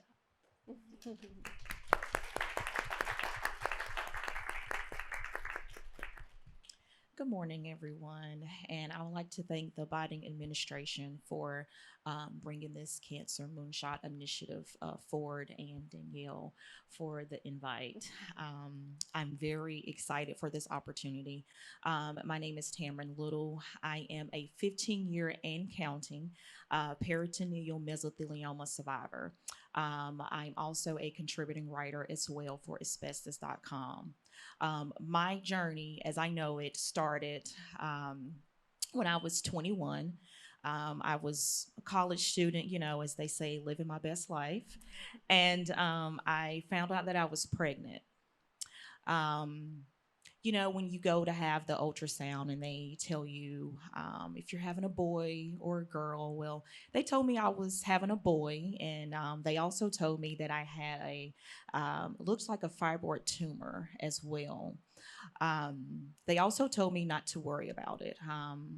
Because, you know, as we know it, research says that in African American women, fibroid tumors, you know, are normal. So I went throughout my pregnancy sick, but just thinking it was pregnancy. You know, I did not know what to expect because it was my first time being pregnant, but I was under the care of a hematologist as well as my OBGYN as well. They didn't know why I was suffering from anemia with a hemoglobin of 7, and sometimes it had dropped to 6 actually, with low platelet counts and things like that. So they were just attributing it to the pregnancy. So January 21st, 2007 came around, and I gave birth to Caleb, my what I call him my lifesaver. And my doctor then decided to place me on birth control because he said, you know, usually fibroid tumors respond well to birth control. And I know for sure that it will shrink. So a couple months later, I went in for another ultrasound and it didn't shrink. It actually increased in size. By this time, it was the size of a ping pong ball. So he said, you know, Tamron, let's just go take you into surgery. I still don't think it's nothing to worry about.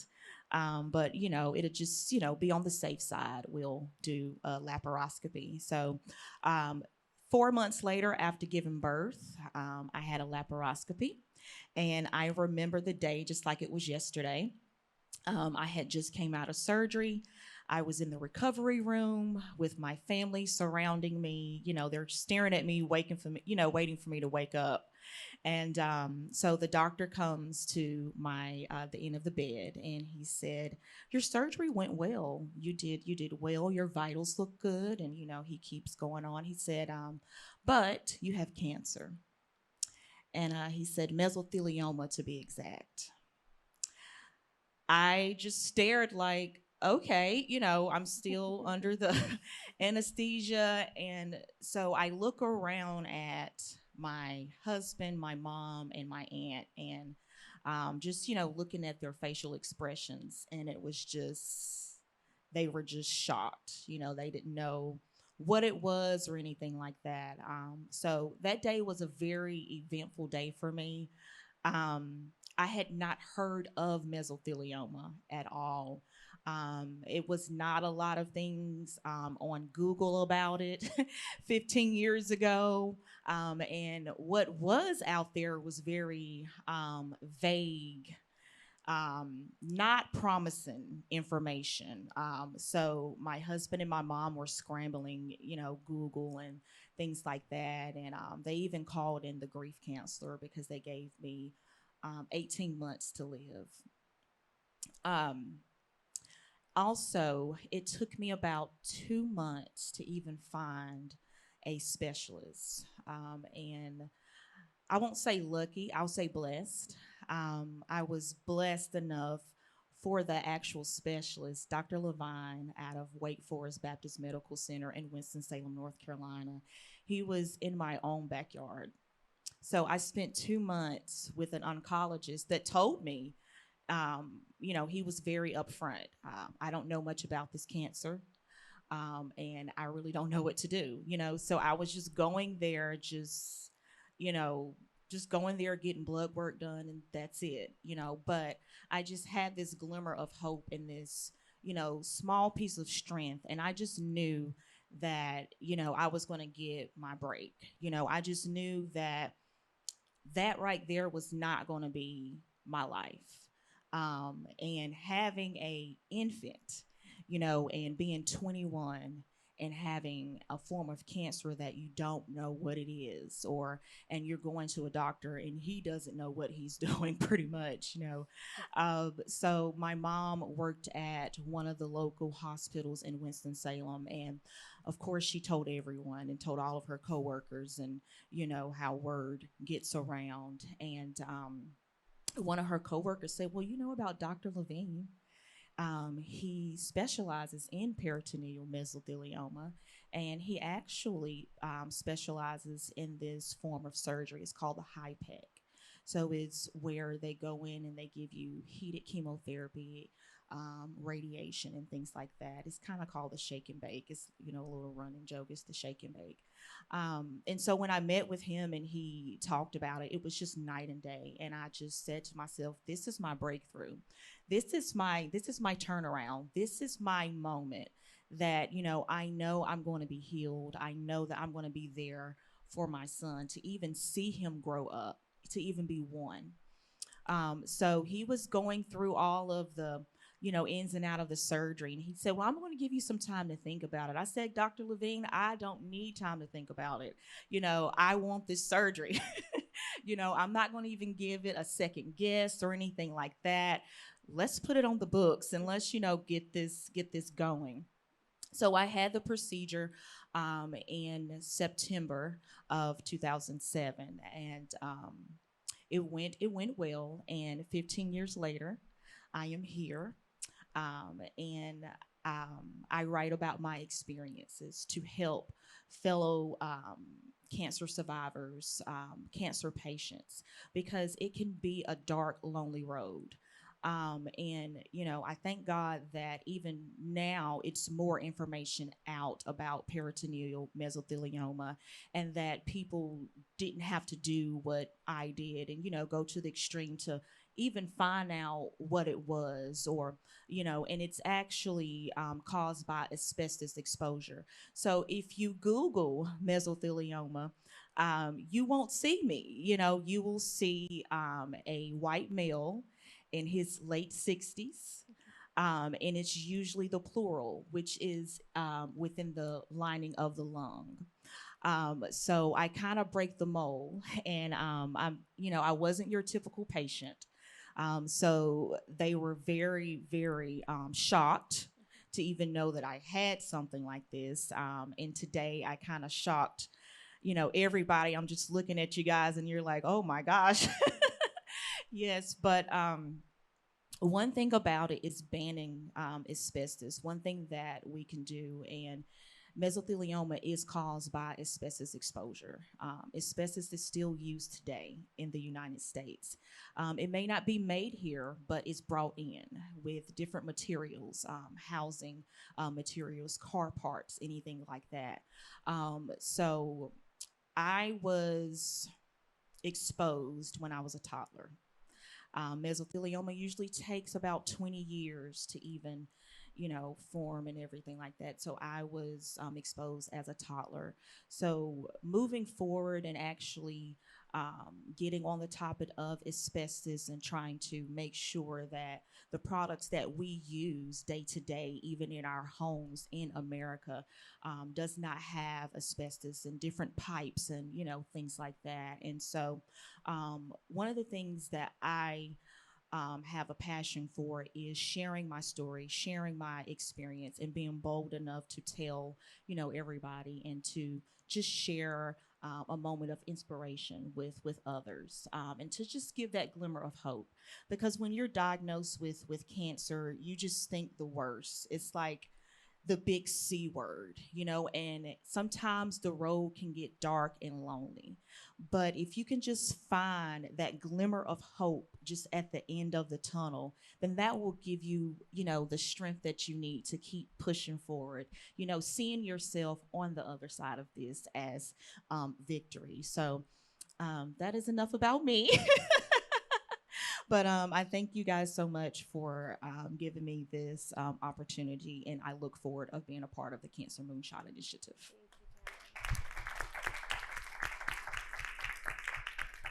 Thank you all. One thing that struck me is there was a moment in each conversation where you turned from not having enough information to being empowered by information. And I think one thing we can do is think about how we get more information to folks about their risk, whether it be from exposure or family history, or something that we're still going to figure out why that colorectal cancer diagnosis is moving younger. Would just love to hear your perspective, a few of your perspectives on how we can better get information out around that risk, or what the gaps are in really having people be informed about when to push for that follow-up screening, when to make sure that someone's listening to them and not sending them home. I don't know, Andy, if you want to start, or... Yeah, great. Oh boy. Oh boy. From a super rare cancer perspective, it's definitely educating the providers. That is a huge issue and a big opportunity. The RUNX One Research Project estimates there's many times more people walking around with the same genetic condition that I have that are just unaware. And because this is something that isn't caught in your normal screens, the genomics aren't run. Like Dr. Collins mentioned earlier, how vital that is just do more genetic screenings, and even on when they go to an oncologist, standard panels run the genomics. So that is a huge part, is doing more of that sampling, even for folks that might not be a phenotype, they might not show those symptoms for a condition, is sampling the population to understand what the prevalence is, as well as educating the fellows during their training in the hematology oncology fellowships. And I want to talk a little bit about language, right? As I mentioned, I was treated in Puerto Rico, and even though I speak English, it was very comfortable to have information in Spanish. Here in the mainland, there's a lot of people that don't speak English, or English is their second language. So going through a diagnosis, understanding the language is scary, let alone having maybe a translator that you don't know. So in terms of the material also, there's a lot of websites and information in English, but there's not a lot of things in Spanish. And even for clinical trials. And when they were talking this morning about clinical trials, having clinical trials translate, Spanish is very complicated. You cannot translate, the Spanish we speak in Puerto Rico is different from the one in Cuba and Nicaragua. So when you have these informed consents or other materials, it's very difficult to translate. So sometimes they give up because it's gonna be more costly. So maybe the funders have to give more money if we really want to achieve equity, if we want to have scientists go out in the field. And these things has to be thought since the idea. It cannot be I build this beautiful project and now, okay, yeah, I'm going to recruit Puerto Ricans or African Americans or whatever, because that has to be thought since the beginning and how much it's going to cost. And maybe when we evaluate these proposals for funding, we have to make sure that the scientist is telling us how he's going to do that, right? So material in multiple language is essential for people to understand and have, people learn from each other. So having patient advocates is the main resource for people have the good information, right? Because as she mentioned, you look at Google, and when I did, it said breast cancer patient died within 10 years, and I turned it off. I said, no, my kids are too little. I need more time, right? So.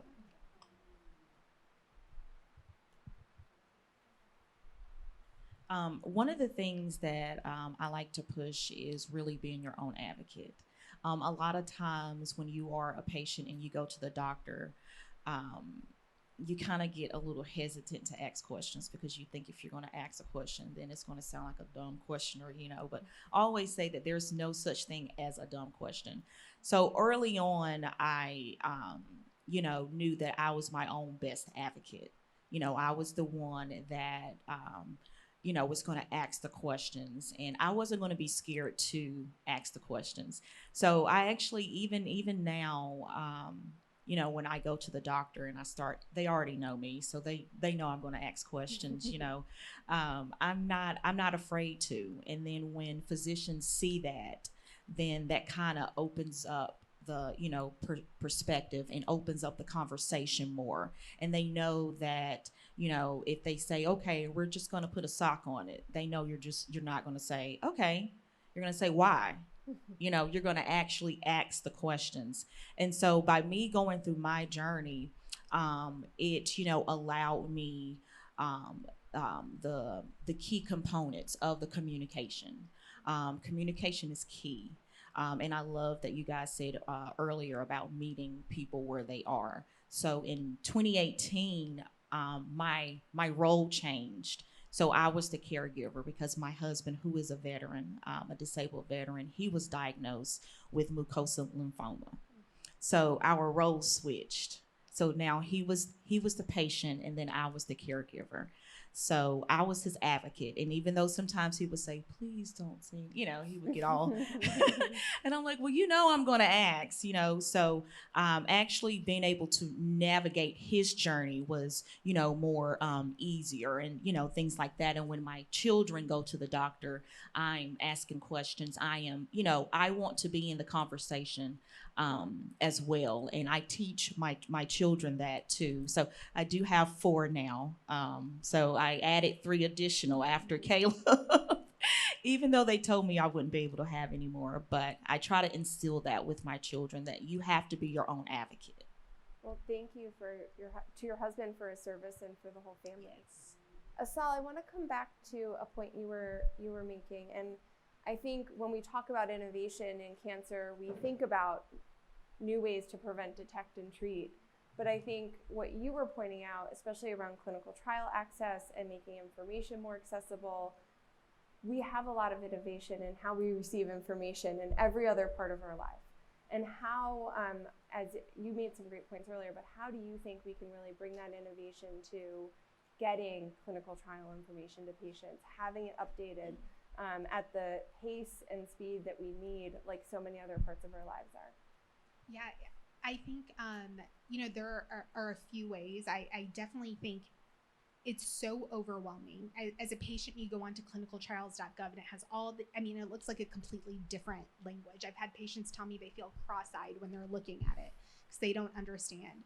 And providers are overwhelmed too, and they're overworked. And especially during the pandemic, we can't expect them for all 200 or 300 of their patients to know every single clinical trial. So I think that's where patient advocacy groups really are important. I know Angie from Fight CRC is here, and she has a clinical trials curated site that specifically has and makes it very easy and user friendly. Now that's just one organization. We need to find a way to do that for all cancers and all organizations. But I think patient advocacy is really key here. And then I think that having folks that look like you talk about it is really important, because there's this misconception that there's definitely mistrust with communities in our healthcare system, and rightfully so. But I've never met a patient that was told there's 100% chance this cancer is going to kill you, and there's a 20% chance if you try this experimental drug, it could save your life. I've never heard of one patient say, no, I'm just going to die. So I think having people that look like you, that take time, and thinking about our own implicit bias. Are we not talking to these communities about clinical trials because we think that they're not going to participate, because that's just wrong. Andy, back to a point that you were talking about, and this is anyone who's heard President Biden talk about cancer has heard him talk about data silos and really how to break those down. I've seen that patients do this really well. People living with the disease are motivated to take as much of the information that they can about themselves and share it. Do you want to talk a little bit about how that happens and how much of a driver that is, especially in the rare disease community, and how we can better support that as a system? Yeah, the issue when you have a condition like this is you'll go to multiple specialists and you'll have to sign waivers and to get access to your own data, and the easiest thing to do is to just get it on a thumb drive, bring it home. And we've done this, like my family's moved across the country 3 times now. We can talk about how smart that is later. But the problem is you have to find new specialists, and even getting access to let's say you move from Colorado to Minnesota like we did, 5 of the providers will easily share your data, and then one of them, the fax machine doesn't work. And it's just a horrible process, and the process of consents is difficult. It's paper based. You got faxes, and nobody owns a fax. So you got to figure out how to fax. So that's a huge problem in itself. So that's just from the patient perspective. But when you're talking about from the research perspective, you have HIPAA, then you have the IRBs at the various facilities, and you have the ethics committees that have to approve everything.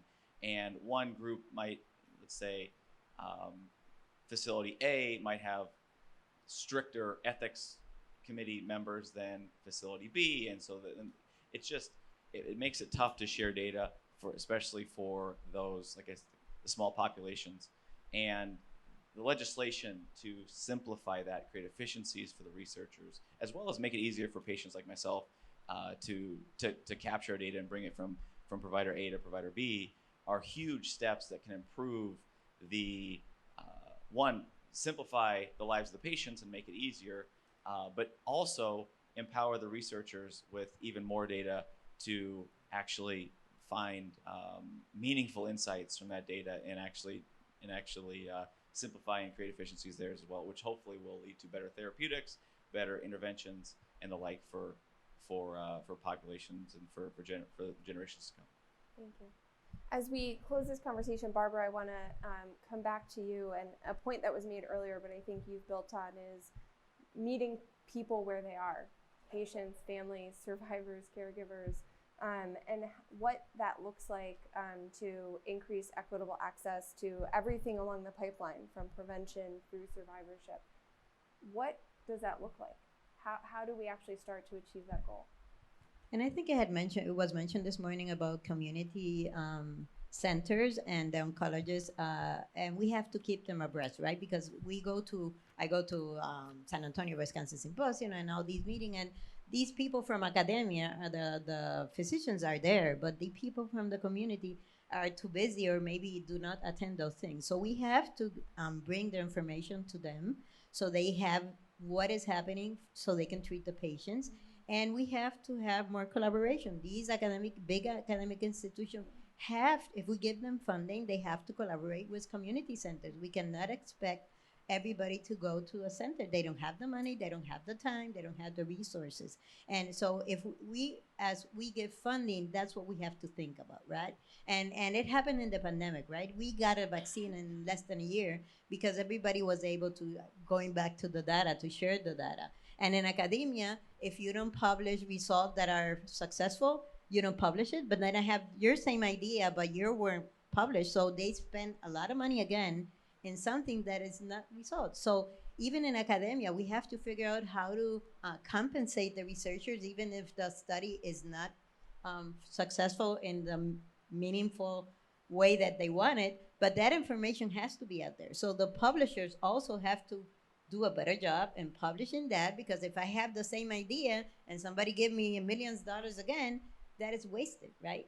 So I think we all have to play in the same sandbox, as you guys say here in the mainland, and share information, and don't forget about minorities and go there, and Puerto Rico and Hawaii and all these other territories from the U.S. that we all are treated the same, and that's what we all want. We just want to live and be productive human beings. Well, not as many of us live near beautiful beaches, so we have to use the sandbox. Oh, you can come to Puerto Rico. Thank you all. And as we close this conversation and close this portion of the Cancer Moonshot Goals Forum, I just want to thank everyone for being here, being a part of this. There is a lot of work to do, but we've made a great start. And having the community coming together and committing to work together means that we're setting ourselves up for success. I just want to say a couple of things. The fact sheet is linked from whitehouse.gov/cancermoonshot. New announcements, as Alondra, Dr. Nelson pointed out this morning from the private sector in response to the President and First Lady's call to action on cancer screening. We featured some of the start of the whole of government effort, this all hands on deck effort from the Biden-Harris administration through the Cancer Cabinet. You'll hear more on that as we go forward. We really hope that this is a shared agenda that we can all make impact on, and there's something that we can all contribute. So we together can provide hope for so many, and as President Biden says, real hope rooted in science, in access to care, in access, equitable access to all of the tools that we have. So engage with us at whitehouse.gov/cancermoonshot, and thank you for spending your morning with us.